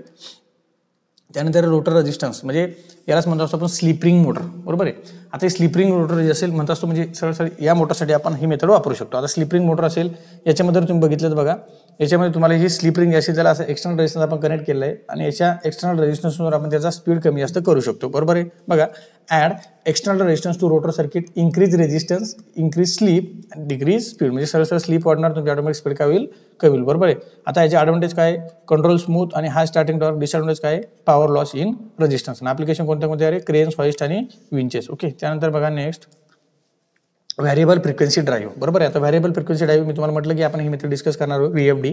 आता ही खूप लेटेस्ट मेथड आहे, बरोबर आहे. आता हे मेथडमध्ये काय काय सगळ्यात इम्पॉर्टंट जे असेल, supply frequency is vary using power electronics. म्हणजे सरळ सरळ याच्यामध्ये काय काय वापरलेलं बघा, पॉवर इलेक्ट्रॉनिक्सचे जे डिव्हाइस वापरले याच्यामध्ये IGBT वगैरे आपण ते वापरलेले आहेत, डायवर्ड किंवा IGBT आपण तिथे वापरलेले, बरोबर. त्याच्यामध्ये NS is directly proportional to the frequency. म्हणजे फ्रिक्वेन्सी तुम्ही कंट्रोल केली, तुमचा ऑटोमॅटिक स्पीड काय होणार, कंट्रोल बरोबर आहे. त्याच्या कन्स्ट्रक्शनमध्ये काय काय रेक्टिफायर आहे, डीसी लिंक आहे, इन्व्हर्टर आणि मायक्रो कंट्रोल बरोबर आहे. त्याचे ॲडव्हान्टेज काय, wide speed range, high frequency आणि सगळ्यात महत्त्वाचं सॉफ्ट स्टार्ट आणि प्रोटेक्शन फीचर. ओके, ॲप्लिकेशन काय काय बघा, EV ड्राईव्ह असेल, इलेक्ट्रिक व्हेकल ड्राईव्ह असेल, इंडस्ट्रियल ऑटोमेशन आणि हाय व्होल्टेज AC फॅन्स किंवा पंप्स. आणि हे डायग्राम तुम्ही बघून घेऊ शकता, तुम्हाला लक्षात येऊन जाईल. ओके, त्यानंतर याच्यात सगळ्यात शॉर्ट आपण जे काय काय डिस्कस केलं ते बघूया. ड्युअल स्टार्टर असेल, स्टार डेल्टा स्टार्टर असेल, ऑटो ट्रान्सफॉर्मर स्टार्टर असेल, स्टॉप स्टार्टर असेल, त्यानंतर VFD असेल आणि रोटर रेजिस्टन्स कंट्रोल असेल. ही सगळ्या मेथड आपण ऑलरेडी डिस्कस केलं. त्याच्या शॉर्टमध्ये मी 2 लाईन दिल्या, तुम्ही त्या रीड करू शकता. ओके, खूप इम्पॉर्टंट पॉईंट्स आहे बघा. आपल्याकडे फुल लोड व्होल्टेज डायरेक्टली बघा, खूप इम्पॉर्टंट आहे. याच्यामध्ये महत्त्वाचे पॉईंट बाजूला काढलेले आहे, फक्त ते तुम्ही एकदा रीड करा, तुम्हाला लक्षात येऊन जाईल. त्यानंतर सेम लाईक दॅट जसं आपण अगोदर बघितलं तसं स्टार्टिंग अँड स्पीड कंट्रोल जे असेल त्याचा सुद्धा आपण माइंड मॅपिंग तयार केली. याच्यामध्ये आपण स्टार्टर बघितले कोणते कोणते, DOL auto transfer, star delta असेल, एक स्टॉप स्टार्टर बघितला आपण ते कोणता होता, थायरिस्टेड बेस असेल, स्पीड कंट्रोल मेथड बघितले कोणते कोणते, rotor resistance, stator voltage, pole change आणि VFD. आणि याच्यामध्ये रिलेशन कोणकोणते असतात, तसेनुसार व्होल्टेज चेंज केला टॉर्क चेंज होईल, जर पोल चेंज केले तर स्पीड चेंज होईल. हे सगळं तुम्हाला सिस्टमॅटिक माइंड मॅपिंगमध्ये दिलेलं आहे. म्हणजे एका पेजवर तुमचं सगळं रिवाईज होईल. क्लिअर कळालं. त्यानंतर नेक्स्ट बघा, पुढचा जो युनिट असेल तो पुढचा युनिट आहे बघा आपला सिंगल फेज इंडक्शन मोटर बरोबर. आता 3 फेज इंडक्शन मोटर आपण डिस्कस केला, तुम्हाला जो समजला असेल तसं सिंगल फेज इंडक्शन मोटर तुम्हाला समजायला खूप सोपं जाईल. बघा, necessity of single phase induction motor, म्हणजे सिंगल फेज इंडक्शन मोटरची काय गरज आहे बघा. Why these motor are needed, म्हणजे सरळ काय, most home, shop, small offices supply with single phase AC power. Single phase AC power बऱ्याच ठिकाणी अवेलेबल असो, जसं की आपली घर असेल, शॉप असेल, स्मॉल ऑफिस असेल, तिथं तुम्हाला या मोटरची गरज पडू शकते. आणि अजून महत्त्वाचं, many appliances require small efficient motor that can run on single phase supply बरोबर. मग reason for necessity, majority of domestic load are single phase बरोबर आहे. जसं की फॅन असेल, मिक्सर असेल, पंप असेल, रेफ्रिजरेटर असेल बरोबर आहे. अजून महत्त्वाचं सिंपल कन्स्ट्रक्शन आहे बरोबर आहे. नो ब्रशेस, त्याच्यामध्ये कम्युटेटर नाही. आणि अजून महत्त्वाची गोष्ट, त्याचं मेंटेनन्स सुद्धा कसं आहे, लो आहे, लो कॉस्ट आणि रिलेबल सुद्धा आहे. Suitable for fractional horse power FHP बरोबर. म्हणजे ॲप्लिकेशन काय, अप टू 1 किलोवॅट बरोबर आहे. त्यानंतर एक्झाम्पल किंवा यूज सिंगल फेज इंडक्शन मोटरचे ॲप्लिकेशन कोणकोणते, ceiling fan, washing machine, cooler, blower, vacuum cleaner, water tube pump आणि स्मॉल लेदर और ड्रिलर बरोबर आहे. हे त्याचे ॲप्लिकेशन आहे बरोबर. त्यानंतर बघा, सिंगल फेज इंडक्शन मोटरमध्ये सगळ्यात महत्त्वाचा पार्ट कोणता असेल तो म्हणजे डबल फील्ड रिव्हॉल्विंग थिअरी. या थिअरीनुसार आपण डिस्कस करतो की ती मोटर सुरुवातीला स्वतःहून स्टार्ट होते की नाही राहत बरोबर. मग त्यात मेन आयडिया काय बघा, a single phase AC supply produce a pulsating magnetic field बरोबर आहे. आपण बघितलं 3 फेज कोणती करते रे, रोटेटिंग मॅग्नेटिक फील्ड. पण याच्यापासून कोणती तयार होती बघा, 3 फेज कशापासून कोणती तयार करते, RMF. आणि कोणती करते, PMF म्हणजे pulsating magnetic field, not a rotating one. According to DFRT म्हणजे काय, double field revolving theory, this pulsating field can imagine as consisting of बरोबर आहे, 1 forward rotating field and 1 backward rotating field. म्हणजे सरळ तुम्ही इथं बघितलं असेल, त्याचं टोटल काढलं तुम्ही, समजा 0.5 फॉरवर्ड असेल आणि 0.5 बॅकवर्ड असेल बरोबर. Both equal in magnitude but opposite in direction. म्हणजे सरळ अपोजिट डायरेक्शन असेल, 100% एकमेकांसोबत काय होईल रे, कॅन्सल आउट होईल बरोबर. आता तुम्ही बघू शकता, ही डायग्राम सुद्धा मी तुम्हाला दिली आहेत डबल फील्ड रिव्हॉल्विंग थिअरीची बरोबर आहे. आता याच्यात बघा, ॲट स्टँड स्टिल म्हणजे सुरुवातीला फॉरवर्ड टॉर्क आणि बॅकवर्ड टॉर्क जर इक्वल असेल तर नेट टॉर्क जो असेल तुमचा काय होणार, 100% 0. आणि मेटॉर कॅन नॉट स्टार्ट, म्हणजे याच्यानुसार तुमची मोटर सुरू होईल का, मग नाही. मग काय, when the rotor is given a push, म्हणजे मोटरला जर तुम्ही धक्का दिला तर rotor moves in forward direction, slip with respect to forward field आणि slip with respect to backward field. म्हणजे सरळ काय, तुम्ही जर मोटरला धक्का दिला सुरुवातीला ते ऑटोमॅटिक रोटेट होईल. म्हणजे सुरुवातीला ते फक्त स्टार्ट होत नाही बरोबर. ही डबल फील्ड रिव्हॉल्विंग थिअरी तुमची सांगत असते बरोबर आहे. हां, टॉर्क प्रोड्यूस जर म्हटलं कोणता आहे, लार्ज फॉरवर्ड टॉर्क आणि small backward torque. Net torque become positive, motor continues to run. जर नेट टॉर्क जर तुमचा पॉझिटिव्ह असेल तर मोटर 100% काय होईल, रन होईल बरोबर. आता याचं एक्झाम्पल जर बघितलं तुम्ही काय, if a fan Motors at rest is push manually. म्हणजे सरळ तुमचा फॅन जो असेल, तुम्ही असा स्तब्ध असेल त्याला जर मॅन्युअली जर धक्का दिला तर तो ऑटोमॅटिक स्टार्ट होईल. याचं जर तुम्हाला प्रॅक्टिकली करून बघायचं असेल तर फॅनच्या वर पांढरी डबी असते बघा, कंडेन्सर, तो कंडेन्सर काढून टाकायचा आणि मोटर फॅन चालू करायचा. फॅन फिरणारच नाही बरोबर आहे. मग तुम्ही त्याला धक्का दिला की ऑटोमॅटिक तुम्ही ज्या डायरेक्शनने फिरवल त्या डायरेक्शनने तो फिरवल. म्हणजे सर काय, it begins to rotate, DFRT explain in this behaviour. म्हणजे सरळ काय, सुरुवातीला तो रोटेट होईल बरोबर आहे, पण तुम्ही त्याला धक्का दिल्यावर. लक्षात आलं, क्लिअर आहे. हां, असं बघा, अशा प्रकारे तुमची जी डबल फील्ड रिव्हॉल्विंग थिअरी होती ती आपण बघितलेली आहे. त्यानंतर मग मला मोटर जर सुरुवातीला स्टार्ट होत नाही तर मग मला स्टार्ट करण्यासाठी काय काय करता येईल सर, तर सेल्फ स्टार्टिंग टेक्निक्स. म्हणजे स्वतःहून ती सुरू झाली पाहिजे, जशी तुमची 3 फेज होती. मग single phase induction motor need external method to start, म्हणजे आपण त्याला एक्सटर्नल मेथडने स्टार्ट करू शकतो. सगळ्यात पहिला आहे बघा, पेज स्प्लिटिंग मेथड बरोबर आहे. हां, त्यात बघा, and auxiliary starting winding is added to create a phase difference between currents, म्हणजे करंटमध्ये तुम्हाला फेज डिफरन्स तयार करण्यासाठी मी एक ऑक्झिलरी वाइंडिंग, एक असेल तुमची बघा याच्यामध्ये कोणती वाइंडिंग असते रे, मेन वाइंडिंग, आणि दुसरी कोणती वाइंडिंग तयार करतो आपण, ऑक्झिलरी वाइंडिंग, बरोबर आहे. बघा याच्यामध्ये मेन वाइंडिंग दुसरी कोणती असेल, ऑक्झिलरी वाइंडिंग आपण त्याच्यामध्ये ऍड केली, बरोबर आहे. बघा त्याचे टाइप्स कोणकोणते आहे, रेजिस्टन्स स्टार्टर मोटर, त्यानंतर कॅपॅसिटर स्टार्ट मोटर, त्यानंतर त्याच्या आणखी पुढे मेथड बघा काही, बघा त्या एक मेथड आपण डिस्कस करूया. बघा सगळ्यात पहिले बघा रेजिस्टन्स स्टार्ट मेथड, बरोबर आहे. बघा auxiliary winding has high resistance, म्हणजे सरळ हिचा रेजिस्टन्स कसा आहे रे, ऑक्झिलरी वाइंडिंगचा हा, कारण स्टार्टिंगसाठी आपण वापरतो, बरोबर आहे. हिलाच आपण स्टार्टिंग वाइंडिंग सुद्धा म्हणतो, कारण सुरुवातीला जर रेजिस्टन्स हा असेल त्याच्यामध्ये करंट ऑटोमॅटिकली कमी घेईल, बरोबर आहे. आणि फेज शिफ्ट जे असेल त्याचं किती 20 to 30 डिग्री, खूप इम्पॉर्टंट पॉईंट मी याच्यामध्ये काढलेले आहे, दॅट्स त्यालाच आपण शॉर्ट नोट्स म्हणतोय, बरोबर आहे. आणि त्याचं लो स्टार्टिंग टॉर्क असेल, बरोबर आहे. आणि अजून महत्त्वाचं यूज इन स्मॉल टूल्स किंवा ब्लोअर, या मेथडचं खूप इम्पॉर्टंट पॉईंट आहे. पुढे आपल्याला परत त्याला डिटेलमध्ये बघू. कॅपॅसिटर स्टार्ट मोटर, सुरुवातीला कॅपॅसिटर स्टार्ट मोटर जे असेल त्याच्यामध्ये काय, capacitor inserted in the series large phase shift, म्हणजे जर कॅपॅसिटर सिस्टममध्ये आला तर त्याचा फेज शिफ्ट कसा असेल, जास्त म्हणजे 80 to 90 डिग्री याचा फेज डिस्प्लेसमेंट असेल. त्यानंतर हाय स्टार्टिंग टॉर्क असेल आणि यूज इन कॉम्प्रेसर किंवा पंप्स असेल, बरोबर. त्यानंतर बघा नेक्स्ट बी जो असेल तो कोणता आहे, शॅडेड पोल मेथड, बरोबर. आता शॅडेड पोल मेथडमध्ये जर तुम्ही बघितलं, हे बघा तुम्हाला हे दिसतात, हे रेड कलर, याला म्हणतो आपण शेडिंग करणे किंवा त्याला म्हणतो आपण शॅडेड पोल, आणि हे जे असेल ते अनशेडेड, म्हणजे त्याला आपण शेडिंग केलेली नाही, म्हणजे एकाच पोलचे दोन तुकडे केले, इथे शेडेड पोल आणि अनशेडेड पोल, बरोबर. इथे कॉपरची रिंग बसेल, बघा each stator pole has copper shading ring, ही ती दिसते ना, ही कोणती रिंग आहे रे, कॉपर शेडिंग रिंग, बरोबर आहे. One part. वर्किंग कशी असेल बघा, standing coil delays flux in shaded part, flux appear to sweep across pole, बरोबर आहे. आणि creates a weak rotating magnetic field, low starting torque, लक्षात आलं. ओके, अशा प्रकारे मोटर रन होईल. आणि ऍप्लिकेशन जे असेल ते कोणते कोणते, त्याचे table fans, toys, hair dryers आणि इलेक्ट्रिक क्लॉक्स, बरोबर आहे. त्यानंतर बघा अजून रिलक्टन्स स्टार्ट मेथड, बरोबर आहे. रिलक्टन्स स्टार्ट मेथड म्हणजे काय सांगते बघा, rotor has variable reluctance, salient pole like shape, जो रोटर अलाइन विथ मिनिमम, आता बऱ्याच बुकमध्ये ही मेथड दिलेली नाही तुम्हाला. Okay, reluctance position producing some starting torque, use rarely because starting torque is small. Okay, त्यानंतर आता ही जी मोटर असेल, मी एक मोटर तुम्हाला डिटेलमध्ये थोडी दिलेली आहेत. बघा सगळ्यात पहिले आपण डिस्कस करूया capacitor start induction motor. Capacitor start motor जे असेल, ओके, आता कॅपॅसिटर स्टार्ट मोटर म्हणजे काय सांगते बघा, त्याच्यामध्ये काय काय मेन वाइंडिंग आणि दुसरी कोणती असेल, ॲक्झिलरी वाइंडिंग, बरोबर. इथे बघा हे मी काय केलं मुद्दामून, वाइंडिंगला तुमची दोन तुकडे केले, त्याच्यामध्ये रेजिस्टन्स पण असेल आणि इंडक्टन्स पण असेल, बरोबर. त्याला म्हटलं आपण आरएम आणि एक्सएम. आरएम आणि एक्सएम म्हणजे काय, मेन वाइंडिंगचा रेजिस्टन्स आणि मेन वाइंडिंगचा रिॲक्टन्स, बरोबर आहे. आणि ऑक्झिलरी वाइंडिंगचा रेजिस्टन्स आणि ऑक्झिलरी वाइंडिंग, जसं की समजा तुमची ही वाइंडिंग जी असेल याच्यामध्ये इंडक्टन्स पण असेल आणि रेजिस्टन्स पण, मी त्याचे दोन तुकडे केले, बरोबर. म्हणजे एक असेल तुम्हाला रेजिस्टन्समध्ये शो केला आणि दुसरा इंडक्टन्समध्ये, बरोबर आहे. अशा प्रकारे आर आणि एक्स आहे, बरोबर आहे. हा ही जी मेथड असेल याच्यामध्ये जर तुम्ही बघितलं, हा एक सेंट्रिफ्युगल स्विच आहे आणि हे तुमचा कॅपॅसिटर, बरोबर आहे. मग मी याला काय केलं, कॅपॅसिटर स्टार्ट आणि इंडक्शन रन मोटर, म्हणजे याचा अर्थ काय, electrolyte capacitor in series with auxiliary winding, म्हणजे सी ऑक्झिलरी वाइंडिंग जे असेल म्हणजे सिरीजमध्ये काय केलं, इलेक्ट्रोलाइट कॅपॅसिटर कनेक्ट केला आणि centrifugal switch disconnect auxiliary winding after 7 to 10, म्हणजे सरळ काय की ज्या वेळेस माझी मोटर 70 ते 80% स्पीड घेणार त्यावेळेस माझा सेंट्रिफ्युगल स्विच जो असेल तो डिस्कनेक्ट ऑफ वाइंडिंग, म्हणजे सरळ ही ऑक्झिलरी वाइंडिंग तुमची सिस्टममधून काय होईल, डिस्कनेक्ट, आणि तुमची मोटर फक्त कोणत्या वाइंडिंगवर रन होईल, ओनली फॉर मेन वाइंडिंग. म्हणजे सरळ हा कॅपॅसिटर फक्त कायसाठी वापरतो आपण, स्टार्टिंग पर्पज, बरोबर आहे. आता याच्यामध्ये बघा working, capacitor high phase shift, कॅपॅसिटरला फेज शिफ्ट हाय होतो आणि स्ट्रॉंग रोटेटिंग मॅग्नेटिक फील्ड आणि हाय स्टार्टिंग टॉर्क असेल. After starting auxiliary winding is switch off आणि motor runs and only normal induction motor, म्हणजे सरळ फक्त मेन वाइंडिंगवरती फिरेल. म्हणजे तुमची ऑक्झिलरी वाइंडिंग फक्त कायसाठी असेल, ओनली स्टार्टिंग पर्पज. त्यानंतर टॉर्क स्लिप कॅरेक्टरिस्टिक्स जर तुम्ही बघितलं तर हाय स्टार्टिंग टॉर्क आहे आणि गुड इफिशियन्सी आहे.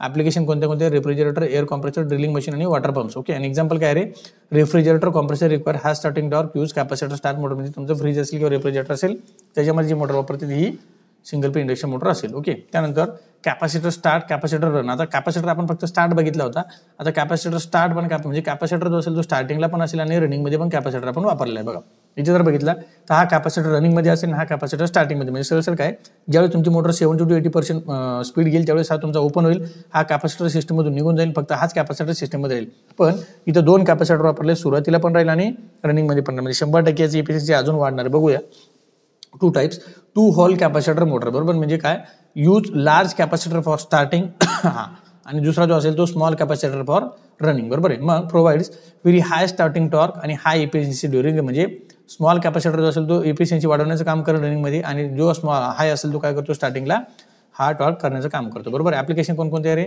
Heavy duty compressor, conveyor belt आणि लार्ज पंप. दुसरी मेथड कोणती येतात? सिंगल व्हॅल्यू कॅपॅसिटर मोटर, म्हणजे याचा अर्थ परमनंट स्प्लिट कॅपॅसिटर. म्हणजे याचा अर्थ काय? सरळ हा कॅपॅसिटर समजा तुमचा जो असेल हा मी कन्सिडर केलाच नाही, डायरेक्ट सरळ हाच कॅपॅसिटर असेल, म्हणजे सुरुवातीला आणि रनिंगला त्याच्यामध्ये कायमचा कॅपॅसिटर असेल, that is called as permanent capacitor.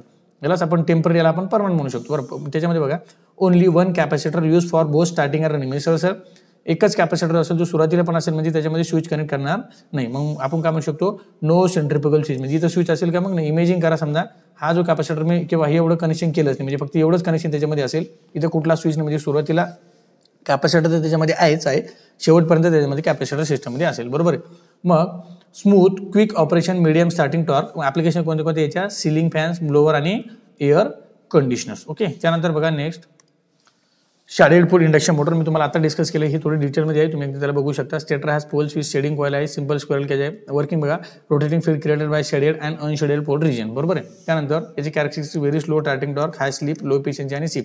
एक पॉईंट खूप इम्पॉर्टंट, थोडं लक्षात ठेवा. ऍप्लिकेशन कोणते आहे? स्मॉल फॅन्स, टॉयस आणि ड्रायर, सेड ड्रायर्स. ओके. त्यानंतर बघा हे खूप इम्पॉर्टंट आहे, मी तुम्हाला ॲट अ टाइम सगळं तुम्हाला डिस्कस करून देतो. बघा मोटरचे टाइप्स आपण कोणकोणते बघितले? Capacitor start, capacitor run. एक असेल तुमची परमनंट स्लीप किंवा त्याला म्हणजे आपण परमनंट कॅपॅसिटर मोटर असेल, आणि दुसरी जे असेल त्यानंतर असेल शॅडेड पोल, बरोबर आहे. हां, आता याच्यामध्ये बघा स्टार्टिंग टॉर्क जो असेल तो कॅपॅसिटर स्टार्टचा हाय, त्यानंतर कॅपॅसिटर हाय स्टार्ट पण रन त्याचा खूप जास्त असेल.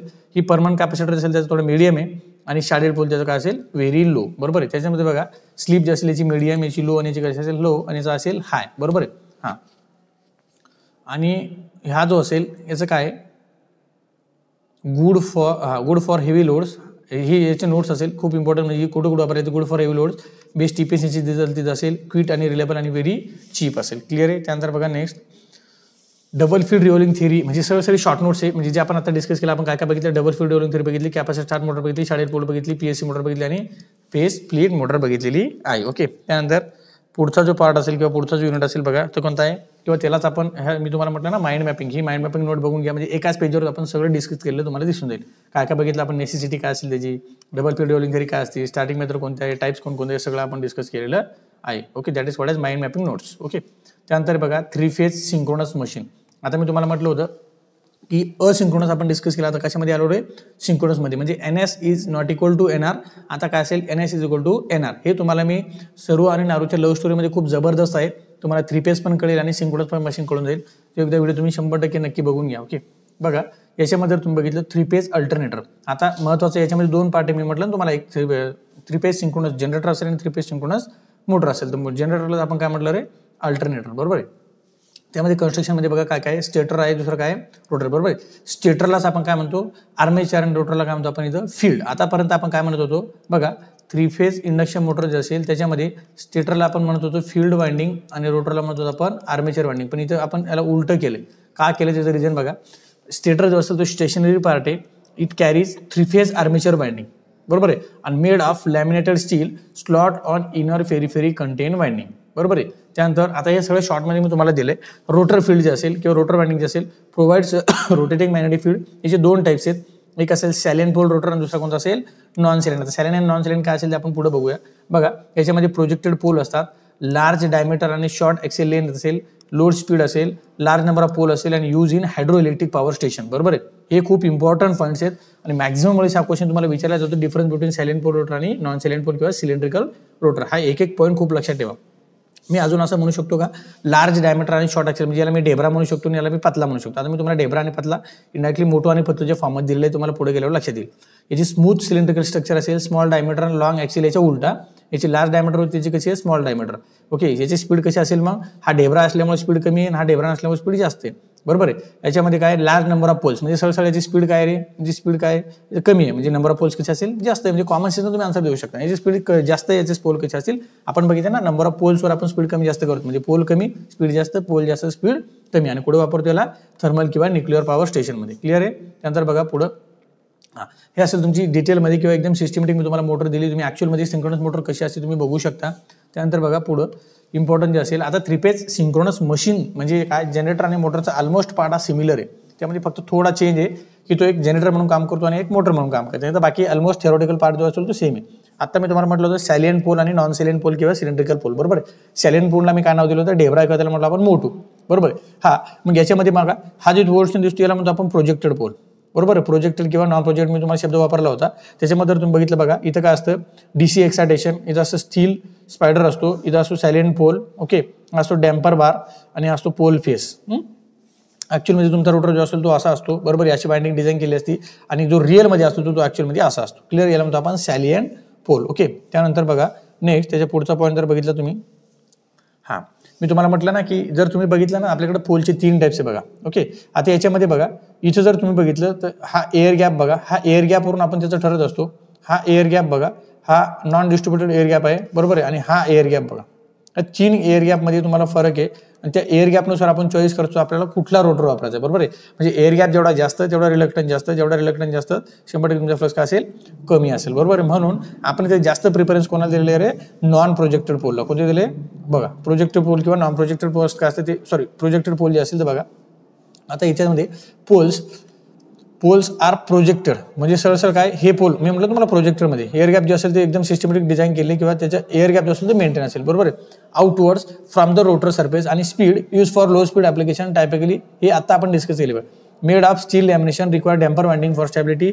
एअर गॅप कसा असेल त्याचा नॉन युनिफॉर्म आहे बघा ना. हा गॅप कसा आहे, इथं कमी आहे, इथं जास्त आहे, इथं जास्त, इथं अजून जास्त, बरोबर आहे. अजून due to projected pole leading to higher reactance, बरोबर आहे. And better stability under well, म्हणजे याच्यामुळे काय होतं, स्टॅबिलिटी बेटर होते. अजून ऍप्लिकेशन कोणते असेल तर आपण आता बघितलं हायड्रो पॉवर स्टेशन किंवा हायड्रो पॉवर जनरेटर, बरोबर आहे. त्यानंतर अजून त्याच्या काही डायग्राम तुम्ही त्याला बघू शकता, क्लिअर आहे. त्यानंतर बघा मी तुम्हाला म्हटलं second point, cylindrical pole rotor, बरोबर आहे. त्यामध्ये बघा हे जे पोल असतात आता हे कसे रे, नॉन प्रोजेक्टेड आहे. सुरुवातीला कोणते होते, प्रोजेक्टेड. आता हे नॉन प्रोजेक्टेड म्हणजे बघा तुम्ही हे दिसतं असे सरळ, म्हणजे इथे एअर गॅप जो असेल तो सिमिलर आहे. नॉन प्रोजेक्टमध्ये एअर गॅप कसा असतो, युनिफॉर्म. त्याच्यामध्ये कसा होता, नॉन युनिफॉर्म, बरोबर. Use for high speed, high speed मध्ये आपण वापरतो. कन्स्ट्रक्शन काय, made of steel forging the विस्टर्न हाय मेकॅनिकल स्ट्रेस आणि सेंट्रिफ्युगल फोर्स. एअर गॅप कसा आहे म्हटलं मी तुम्हाला आता, युनिफॉर्म. त्यानंतर डायमेन्शन स्मॉल डायमीटर आणि लार्ज ऍक्सेल, म्हणजे सरळ काय, स्मॉल डायमीटर म्हणजे जाडी कमी आहे बघा, पतला आहे ना, आणि हा लेंथ जास्त आहे म्हणजे सेम दाग, म्हणून त्याला आपण सिलेंडर सारखा दिसतो, म्हणून त्याला म्हटलं सिलेंड्रिकल रोटर. आणि ऍप्लिकेशन कोणतं असेल, टर्बो अल्टरनेटर किंवा त्याला आपण म्हटलं होतं थर्मल पॉवर स्टेशन, बरोबर आहे. त्यानंतर बघा रोटरचे कन्स्ट्रक्शन बघा, मी तुम्हाला परत दिलं, याच्यामध्ये तुम्ही बघू शकता, बरोबर आहे. प्रोजेक्टेड पोल आणि नॉन प्रोजेक्टेड पोल काय असते हे सगळं तुम्हाला इथे सिस्टमॅटिक दिसेल, ओके. हे डायग्राम असेल. त्यानंतर त्याचा डिफरन्स सुद्धा परत दिला, तेच पॉईंट आपण परत डिस्कस केले बघा.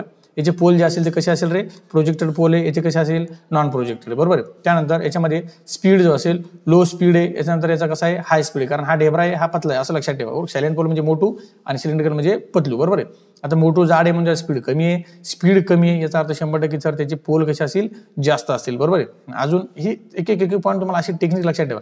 मेड ऑफ स्टील लॅमिनेशन, बरोबर आहे, आणि मेड ऑफ स्टील फॉर्गिंग, याच्यामध्ये थोडा हा मेकॅनिकल स्ट्रेनचा पॉईंट आहे. त्यानंतर बघा एअर गॅप जे असेल तो कसा आहे, नॉन युनिफॉर्म आहे, याचा कसा असेल, युनिफॉर्म आहे, बरोबर आहे. त्यानंतर डायमेन्शन जे असेल याची लार्ज डायमीटर म्हणजे हा जाड आहे आणि लंबी कमी आहे, बरोबर आहे. हा जो असेल याची लांबी जास्त आहे म्हणजे स्मॉल डायमीटर आणि पतला आहे, बरोबर. मी याला म्हटलं मोठू, याला म्हटलं आपण पतलू, बरोबर आहे. त्याचं ऍप्लिकेशन काय असेल, हायड्रो पॉवर जनरेशन, याचं काय असेल, थर्मल पॉवर किंवा काय हाय स्पीड ऍप्लिकेशन जिथं असेल तिथं आपण त्याला वापरतो, क्लिअर आहे. त्यानंतर बघा नेक्स्ट पुढचा पॉईंट जो असेल, हे बघा ऍक्च्युअलमध्ये तुमचा रोटर असा दिसतो आणि ऍक्च्युअल रोटर तुमचा असतो बघा. हा जाड आहे आणि त्याची रुंदी जास्त आहे आणि त्याची लांबी कमी आहे, लेंथ कमी आहे, याची डायमीटर खूप कमी आहे आणि याची लेंथ जास्त आहे, बरोबर आहे. त्यानंतर बघा नेक्स्ट, मी तुम्हाला आता काय केलं, दोघांचं कंपेअर मी तुम्हाला म्हटलं ना, हा मॅक्झिमम तुम्हाला डिफरन्स विचारला जाऊ शकतो, त्यामुळे पक्का लक्षात ठेवा. टर्बो अल्टरनेटर आणि हायड्रो अल्टरनेटर, म्हणजे टर्बो अल्टरनेटर जे असेल तो कोणत्या आणि हायड्रो अल्टरनेटर असेल या दोघांचा डिफरन्स. याच्यामध्ये कोणते रोटर वापरतो आपण, सिलेंड्रिकल आणि सॅलेंट पोल, बरोबर. आता सिलेंड्रिकल म्हणजे काय होतं, सरळ आपण काय म्हणतो त्याला, पतला म्हणजे स्पीड हाय असेल, आणि हा सॅलेंट पोल जो असेल ते काय असतो, जाडा. सायलेंट म्हणजे एखादा जाड माणूस कसा स्वस्त असतो, मंद, म्हणून त्याला आपण सायलेंट म्हणू शकतो, लक्षात ठेवा. म्हणजे तशी टेक्निक्स. स्पीड कसं असेल, कमी, 100% स्पीड याचं जास्त आहे म्हणजे पोल कमी आहे, 100% स्पीड कमी म्हणजे पोल जास्त आहे, बरोबर आहे. जाड आहे म्हणजे सॉरी सिलेंडर म्हणजे पतला आहे म्हणजे डायमीटर कमी आहे आणि लांबी जास्त आहे, बरोबर आहे. हा जाड आहे म्हणून डायमीटर जास्त आहे आणि लांबी कमी आहे, सर असं लक्षात ठेवा. याला आपण थर्मलमध्ये वापरून का आपण हायड्रो पॉवर प्लांटमध्ये वापरत असतो. म्हणजे एक टेक्निक्स लक्षात ठेवा. बघा आता वर्किंग प्रिन्सिपल बघा काय असतं याच्यामध्ये. काय असतं याच्यामध्ये आपण याला आपण डब्ल्यू एक्साइटेड मोटर पण म्हणत असतो, लक्षात ठेवा. हे थोडं थेरी वाचू. Based on Faraday's law of electromagnetic induction, when rotating magnetic field gets stationary armature conductor and alternating EMF induce in the stator winding, बरोबर. म्हणजे स्टेटर वाइंडिंगमध्ये तुमचा अल्टरनेटिंग फील्ड असेल ती तयार झाली किंवा EMF तयार झाला. Rotor is excited by DC supply produce N आणि S pole, rotors alternating AC generator AC. म्हणजे सरळ काय केलं जातं याच्यामध्ये आहे ना, याला DC एक्साइटेशन देऊन याच्यामध्ये N आणि S पोल जे असेल ते स्टेशनरी तयार केले जातात आणि याच्यामध्ये रोटेटिंग मॅग्नेटिक फील्ड असते. म्हणजे काय होतं मग, हा याचा N आणि याचा S म्हणजे दोघं एकमेकांना अट्रॅक्ट होईल आणि अट्रॅक्ट झाल्यामुळे काय होईल, हे याच्यासोबत असं फिरायला लागेल. म्हणजे सरळ याला बाहेरून एक्सटर्नल सप्लाय देऊन आपण याच्यामध्ये पोल तयार करतो, पण ते स्टेशनरी पोल असेल DC सप्लाय देऊन आणि याच्यासोबत त्याला मॅग्नेटिक लॉकिंग करून आपण मोटर रन करत असतो, बरोबर आहे. त्यानंतर बघा next turbo alternator advantage of rotating field. म्हणजे सरळ काय, why rotating field is prefer. म्हणजे रोटेटिंग फील्ड का प्रेफर केली ती, आर्मेचर वाइंडिंग स्टेशनरी, म्हणजे आर्मेचर वाइंडिंग तुमची कशी असते stationary, okay. Heavy current, easy to insulate, okay. आणि मी तुम्हाला म्हटलं ना की इथं आपण याला आर्मेचर वाइंडिंग स्टेटरला का म्हटलं आणि फील्ड वाइंडिंग रोटरला का म्हटलं, हे त्याचं रिझन आहे. ही थेअरी वाचल्यावर तुम्हाला लक्षात येऊन जाईल, हे सगळे पॉईंट त्याचे रिझन असेल, बरोबर आहे. त्यानंतर relation between speed and frequency, बरोबर आहे. मग relation between speed and frequency आपल्यामध्ये NS = 120f/p. जर फ्रिक्वेन्सीचा फॉर्म्युला आपण तयार केला काय होईल, PN/120. याचं एक्झाम्पल सुद्धा दोन म्हणजे बघा, 4 pole alternator running at 1500 RPM, बरोबर. मग फ्रिक्वेन्सी किती असेल, 50 हर्ट्ज, बरोबर आहे. सगळं त्या फॉर्म्युला फक्त आपण कन्वर्ट केला. मग वाइंडिंग कोणकोणत्या याच्यामध्ये बघा, 2 वाइंडिंग असं, एक शॉर्ट पिच असेल आणि एक डिस्ट्रीब्युटर. आता त्याच्यामध्ये 2 वाइंडिंग आहेत. आता त्या डिस्ट्रीब्युटर जे असेल, याच्यामध्ये डिस्ट्रीब्युटर वाइंडिंग आपण वापरत असतो आणि ते डिस्ट्रीब्युटर वाइंडिंगचे 2 टाईप्स असेल, पीच फॅक्टर आणि एक डिस्ट्रीब्युटर फॅक्टर, बरोबर. पीच फॅक्टर म्हणजे KP आणि याला म्हणतो आपण KD. आता हे आपण डिटेलमध्ये ऑलरेडी डिस्कस केले बघा. याच्यामध्ये असतात शॉर्ट पिच आणि शॉर्ट पिच वाइंडिंग जे असतं ते काय असतं ते आपण एकदा बघूया. बघा, फुल पिच आणि शॉर्ट पिच 2 टाईप्स असतात. आता शॉर्ट पिचमध्ये काय काय असतं, पिच फॅक्टर असतो आणि डिस्ट्रीब्युशन फॅक्टर काय असते बघूया. बघा, पिच फॅक्टरला आपण कशाने शो करतो, KP, त्याचा फॉर्म्युला cos α/2 आणि डिस्ट्रीब्युशन फॅक्टर काय KD, त्याला काय म्हणतो आपण sin mβ/2 upon m sin β/2. आता याच्यामध्ये अजून महत्त्वाचं बघा, M म्हणजे काय, number of slot per pole phase, B म्हणजे काय, स्लॉट अँगल. आता याचं एक्झाम्पल सुद्धा तुम्हाला दिले. जर समजा याचं एक्झाम्पल पिच फॅक्टरचं क्वेश्चन विचारलं तर कसं असेल व त्याचं आन्सर कसं काढायचं, क्लिअर आहे. हे रीड केल्यानंतर तुम्हाला लक्षात येऊन जाईल, बरोबर आहे. त्यानंतर बघा त्याच्यामध्ये एक्सायटेशन सिस्टम काय काय असते, बरोबर. एक्सायटेशन सिस्टममध्ये बघा, provide DC supply to rotor winding. त्याच्यामध्ये DC एक्सायटेशन असेल आणि AC एक्सायटेशन असेल किंवा स्टॅटिक एक्सायटेशन. मी तुम्हाला म्हटलं ना की आपण त्याला एक्सायटेशन देत असतो आणि त्याला त्याच्यामध्ये पोल तयार करतो, पोल तयार केल्यानंतर त्याच्यामध्ये मॅग्नेटिक लॉकिंग होते आणि ती मोटर रन होत असते, बरोबर आहे. त्यानंतर बघा, DC एक्सायटेशनमध्ये DC generator mount on same shaft किंवा ओल्डेस्ट मेथड किंवा use of brushes and slipping, बरोबर आहे. त्यानंतर AC एक्सायटेशन जे असेल, AC जनरेटर किंवा रेक्टिफायर यूज इन मॉडर्न. आणि स्टॅटिक एक्सायटेशन काय, फुल्ली इलेक्ट्रॉनिक किंवा त्याला आपण IGBT किंवा थायरिस्टरच्या सहाय्याने करू शकतो. त्याच्यामध्ये no rotating parts, easy response आणि हाय रिलेबल. आता याच्यामध्ये बघा तुम्हाला एक्सायटेशन सिस्टम जे असेल तुम्हाला दिलेली आहे, त्याची डायग्राम तुम्ही बघून घेऊ शकता, ओके. त्यानंतर बघा, EMF इक्वेशन ऑफ अल्टरनेटर. जसं मी तुम्हाला म्हटलं ना की आता हा अल्टरनेटर जो असेल, अल्टरनेटरचा आउटपुट का असेल, इलेक्ट्रिकल. म्हणजे त्याचं काय बघणार आपण, EMF equation same like that transformer सारखं आहे, सेम बऱ्यापैकी पॉईंट, फक्त याच्यामध्ये थोडा चेंज झाला. एक म्हणजे असेल KP आणि KD, पीच फॅक्टर आणि डिस्ट्रीब्युशन फॅक्टर, बरोबर. हे तुम्ही EMF इक्वेशन बघून घेऊ शकता, क्लिअर आहे. त्यानंतर बघा, याच्यावर तुम्हाला न्यूमेरिकल येतात, लक्षात ठेवा. त्यानंतर त्याच्यामध्ये सगळ्यात इम्पॉर्टंट पॉईंट असेल सिंक्रोनस रिॲक्टन्स, बरोबर आहे. आता सिंक्रोनस रिॲक्टन्स काय असतो, XA + XL, बरोबर. XA म्हणजे काय, आर्मेचर रिॲक्टन्स आणि XL म्हणजे काय, लिकेज रिॲक्टन्स. इट डिटरमाइन्स म्हणजे काय काय, व्होल्टेज रेग्युलेशन, शॉर्ट सर्किट करणे आणि स्टॅबिलिटी ऑफ अल्टरनेटर. त्यानंतर बघा, armature reaction at various power factor. त्याच्यामध्ये कोणकोणते असतात आर्मेचर रिॲक्शन असेल, कोणकोणते टाईप पॉवर फॅक्टर देतात बघा.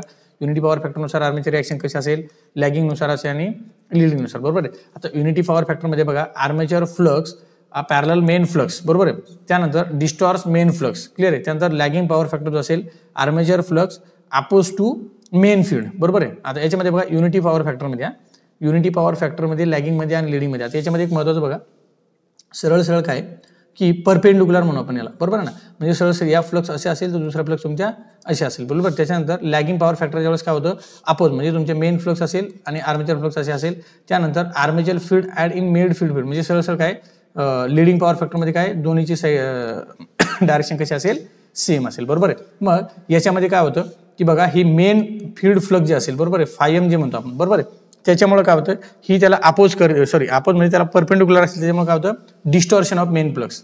मेन फ्लक्सला काय झालं, डिस्टॉर्शन. इथे बघा, आर्मेचर फ्लक्स जे असेल त्याच्यामुळे काय होतं, φA म्हणू शकतो आपण. आर्मेचर फ्लक्स जे असेल ती काय करते, अपोज करते, φA अपोज φm. म्हणून त्याच्यामध्ये काय तयार होतं, डिमॅग्नेटायझेशन इफेक्ट, बरोबर. म्हणजे सरळ ही मेन फ्लक्स जे असेल त्याला काय करता येतं, रिड्यूस केलं जातं. त्याला रिड्यूस मेन फ्लक्स, त्याच्यापासून कोणता इफेक्ट तयार होतो, डिमॅग्नेटायझेशन. आता एकदम शॉर्टमध्ये नोट्स, इम्पॉर्टंट पॉईंट मी तुम्हाला दिलेत. लिडिंग पॉवर फॅक्टरमध्ये बघा, आर्मेचर फ्लक्स आणि मेन फील्ड फ्लक्स ॲड होतात, त्याच्यामुळे कोणता इफेक्ट होतो, मॅग्नेटायझिंग इफेक्ट आणि याच्यामध्ये मेन फ्लक्स अजून काय होतात वाढत असतात, बरोबर आहे. म्हणजे याच्यामध्ये परपेंडिक्युलर असेल त्याच्यामुळे ते डिस्टॉर्शन होतं, याच्यामध्ये एकमेकांच्या अपोजिट असेल त्यामुळे मेन फ्लक्स कमी होतात आणि याच्यामध्ये सेम असेल त्याच्यामुळे मेन फ्लक्स अजून वाढत असतात. त्यामुळे इथं डिमॅग्नेटायझेशन असेल आणि इथं कोणतं असेल मॅग्नेटायझिंग इफेक्ट. क्लिअर आहे, कळालं. हां, त्याच्यानंतर किंवा याला आपण वरच्या याला बघा, याला अजून क्रॉस मॅग्नेटायझिंग इफेक्ट पण आपण म्हणू शकतो युनिटी पॉवर फॅक्टरमध्ये. क्लिअर आहे. हां, त्यानंतर बघा नेक्स्ट व्होल्टेज रेग्युलेशन. आता व्होल्टेज रेग्युलेशन जे असेल त्याचा फॉर्म्युला आपल्याला माहिती आहे, no load voltage minus full load voltage upon full load voltage, बरोबर आहे. हा असेल तुमचा व्होल्टेज रेग्युलेशनचा फॉर्म्युला. याच्यामध्ये तुम्ही याला न्यूमेरिकल वगैरे येऊ शकतात, ते तुम्ही लक्षात ठेवा. त्याचे मेन मेथड कोणते असेल, डायरेक्ट लोडिंग मेथड असेल, दुसरे असेल सिंक्रोनस इम्पिडन्स मेथड असेल. आता ह्या एक एक मेथड बघा डिटेलमध्ये आपण ऑलरेडी डिस्कस केले, पण शॉर्टमध्ये सांगतो. Connect actual load, increase load, note voltage drop, बरोबर आहे. आणि accurate but switchable for large, ह्याची कोणत्या मेथडसाठी वापरल्या जातात आपण, लार्ज अल्टरनेटसाठी, बरोबर. आणि सिंक्रोनस इम्पिडन्स तुम्हाला कुठे वापरतो आपण, त्याच्यामध्ये 2 ग्राफ असतात बघा, ओपन सर्किट आणि शॉर्ट सर्किट टेस्ट, बरोबर आहे. कॅल्क्युलेट सिंक्रोनस इम्पिडन्स, त्याचा हा फॉर्म्युला खूप इम्पॉर्टंट आहे, EOC आणि बाय ISC. आता EOC आणि ISC जे असेल तर ते आपण ऑलरेडी डिस्कस केलेलं आहे.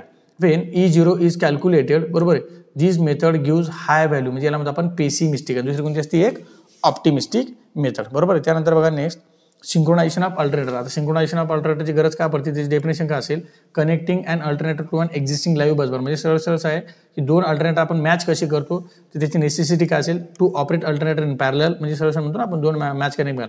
मग त्याच्यामध्ये बघा रिलायबिलिटी, लोड शेअरिंग आणि एक्सपेन्शन ऑफ सिस्टम, म्हणजे एवढी गरज आहे. मग कंडिशन कोणकोणत्या त्याच्यामध्ये, दोघांचा व्होल्टेज इक्वल असला पाहिजे, फ्रिक्वेन्सी इक्वल असली पाहिजे, फेज सिक्वेन्स सेम असला पाहिजे आणि फेज अँगल सेम असला पाहिजे. एवढ्या गोष्टी जर सेम असेल तर आपण 2 अल्टरनेटिंगला पॅरलल कनेक्ट करू शकतो, त्याला म्हणतो आपण सिंक्रोनायझेशन, बरोबर आहे. त्यानंतर 3 फेज सिंक्रोनस मोटर बघा, प्रिन्सिपल ऑपरेशन ऑफ जे असेल ते ऑलमोस्ट सेम आहेत.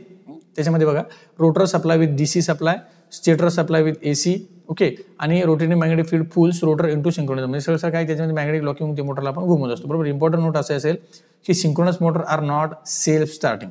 ही सुद्धा आपली सेल्फ स्टार्टिंग आहे का, नाही. म्हणजे स्टेटर असेल त्याच्यामध्ये RM तयार करतो, रोटरला आपण DC एक्सायटेशन देऊन त्याच्यामध्ये पोल तयार करतो, बरोबर आहे. आणि त्याला आपण बाहेरून एखाद्या पुली मोटर असेल त्यांना आपण त्याला रन करत असतो, बरोबर आहे. त्याच्यामध्ये बघा लोड अँगल नावाची गोष्ट असते, बरोबर आहे.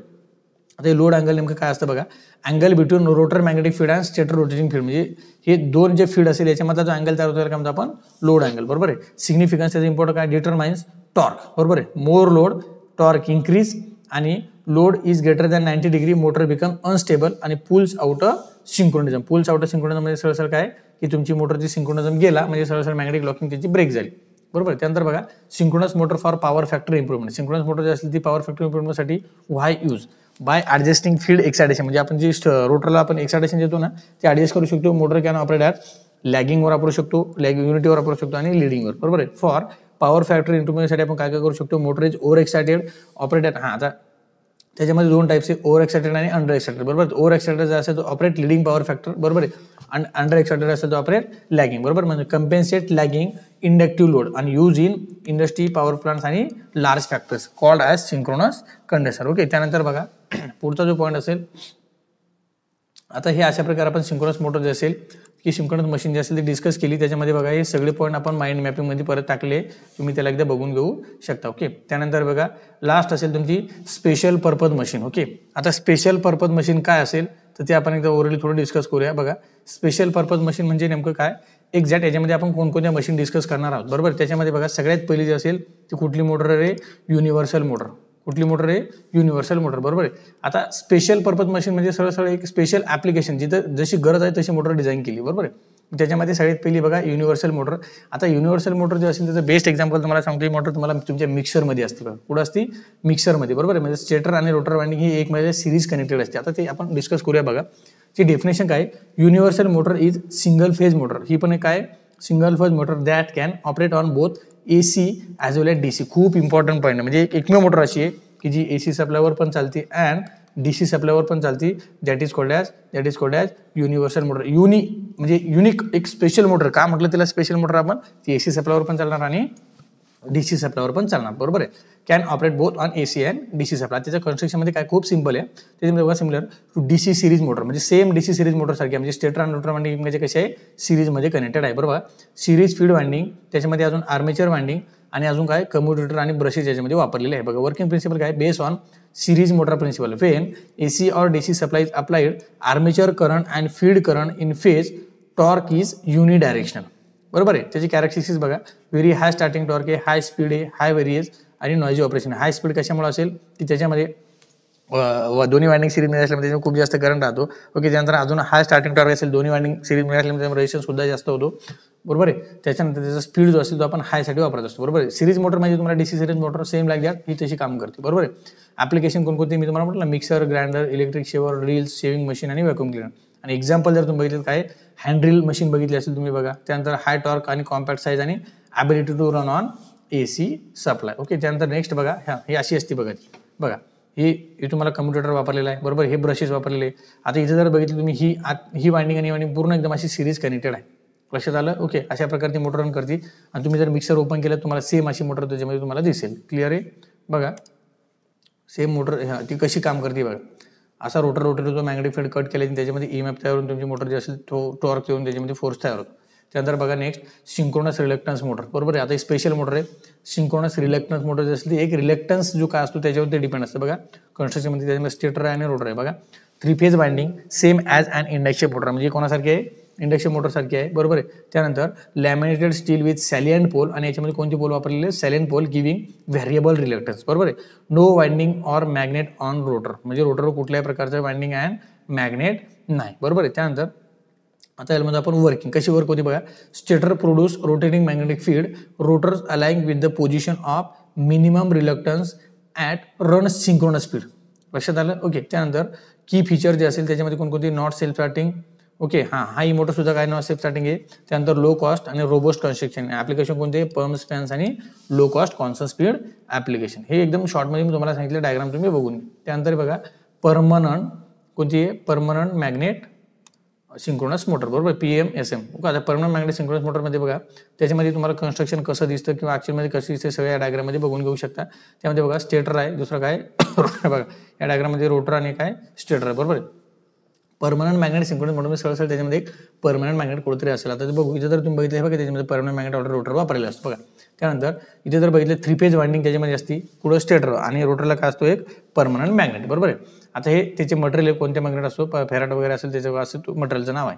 त्याच्यामध्ये बघा when 3 phase supply given rotating field produce आणि rotating magnetic lock with stator. सरळ आपले सिंक्रोनस मोटर सारखे, म्हणजे याच्यामध्ये काय होतं, RMF तयार होईल आणि याच्यामध्ये RMF तयार झाली, NS पोल तयार होईल आणि NS पोल जे असेल त्याच्यामध्ये N आणि S हे दोघं एकमेकांना अट्रॅक्ट होईल आणि त्याच्यामध्ये लॉकिंग होईल आणि ती मोटर तुमची रन होईल. क्लिअर आहे. हां, सॉरी लॉकिंग नाही, त्याच्यामध्ये N2S जे असेल किंवा NN पोल म्हणजे त्याला रिपल केले जातं.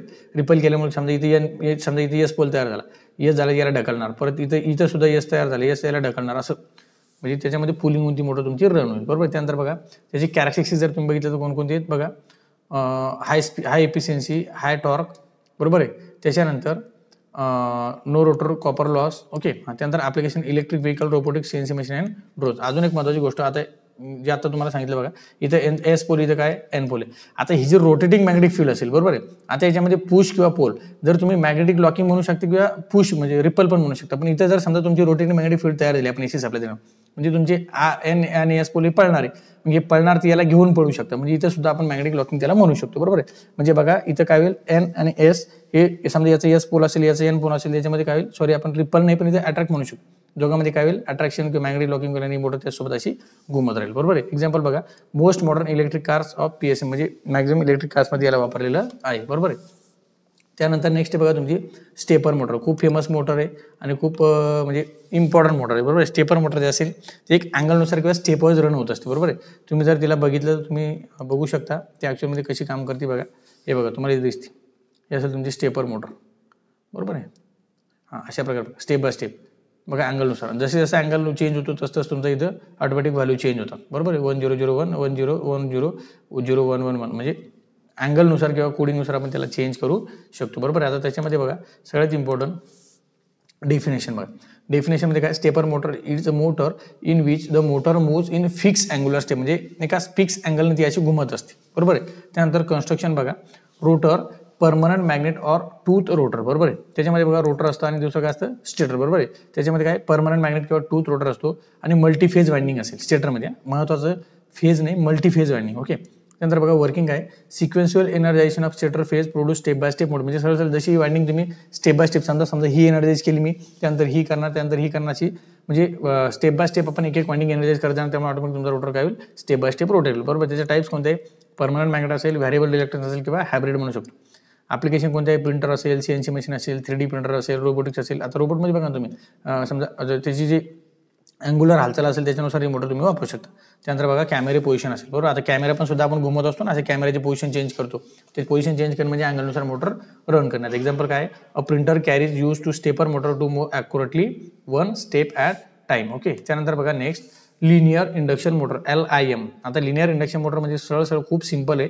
याच्यामध्ये तुम्हाला हे डायग्राम दिसत असेल की जी तुमची ॲनिमेटेड डायग्राम तुम्ही बघत असाल, अशा प्रकारे एक प्रायमरी आणि एक सेकंडरी वाइंडिंग असते, जसे प्रायमरी आणि सेकंडरी स्टेप आहे किंवा त्याला वाइंडिंग म्हणू शकता. एक त्याच्यामध्ये स्टेटर किंवा एक रोटर, म्हणजे एक स्टेशनरी पार्ट असेल, दुसरा कोणता असेल रोटर, म्हणजे त्याच्यावर असा मूव्ह होतोय, लक्षात आलं. ओके. त्यानंतर त्याच्यात पण सुद्धा काही टाइप्स आहेत, ते आपण आता बघूया कोणत्या कोणत्या टाइप्स असेल, बरोबर. याच्यामध्ये एक इम्पॉर्टंट पॉईंट आहे, नॉर्मल मोटर जे असेल तर त्याचं कन्स्ट्रक्शन कसं असतं, सर्क्युलर, म्हणजे आपण बघितलं ना सगळ्या मोटर अशा गोल होत्या, बरोबर आहे. पण ही मोटर जी असेल LIM ती कशी असेल, फ्लॅट, बघा ना अशी फ्लॅट आहे, बरोबर. ही मोटर कशी आहे, फ्लॅट. ओके. स्टेटर आणि रोटर दोन्ही फ्लॅट आहे, इथं स्टेटर आणि रोटर दोन्ही सर्क्युलर आहे, बरोबर. डेफिनेशन बघा, a linear induction motor is a machine where rotor and stator are unroll म्हणजे गोल नाहीये, to produce linear motion instead of rotation. त्यामध्ये लिनियर मोशन होणार आहे, म्हणजे असं क्लिअर आहे. हां.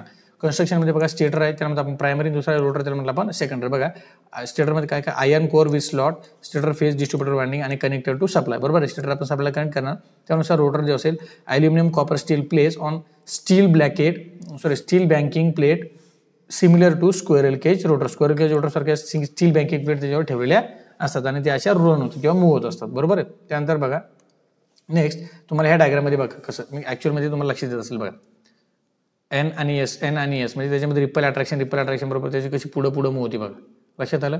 अशा प्रकारे आपण त्याला म्हणू शकतो, म्हणजे हे जे एनर्जाइज होतं त्याच्यानुसार तुम्हाला लक्षात आलं असं. ओके. त्यानंतर बघा वर्किंग प्रिन्सिपल, बरोबर आहे. आता वर्किंग प्रिन्सिपल जर तुम्ही बघितला तर कशाच बघा, बेस्ड ऑन फॅराडेज लॉ और लॉरेंज लॉ किंवा लॉरेंज फोर्स, बरोबर आहे. त्याच्यामध्ये बघा 3 phase supply producer travelling magnetic field किंवा रोटेटिंग मॅग्नेटिक फील्ड फरक काय, याला म्हणतो आपण रोटेटिंग मॅग्नेटिक फील्ड आणि याला म्हणतो आपण ट्रॅव्हलिंग, म्हणजे सरळ लिनियरमध्ये असेल त्याला म्हणतो ट्रॅव्हलिंग, जागेवर जर असेल तर म्हणजे आपण रोटेटिंग, बरोबर आहे. Field induce EMF and current in rotor sheet, बरोबर आहे. काय ते इंटरॅक्शन प्रोड्यूस लिनियर फोर्स म्हणजे आपण त्याला सरळ असं म्हणू शकतो, बरोबर आहे. आणि rotor moves in a straight line, है ना.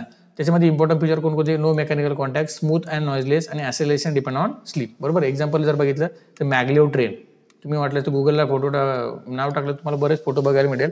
Maglev train use LIM to create propulsion with no physical contact, म्हणजे फिजिकल कॉन्टॅक्ट सुद्धा त्याच्यामध्ये खूप इम्पॉर्टंट आहे.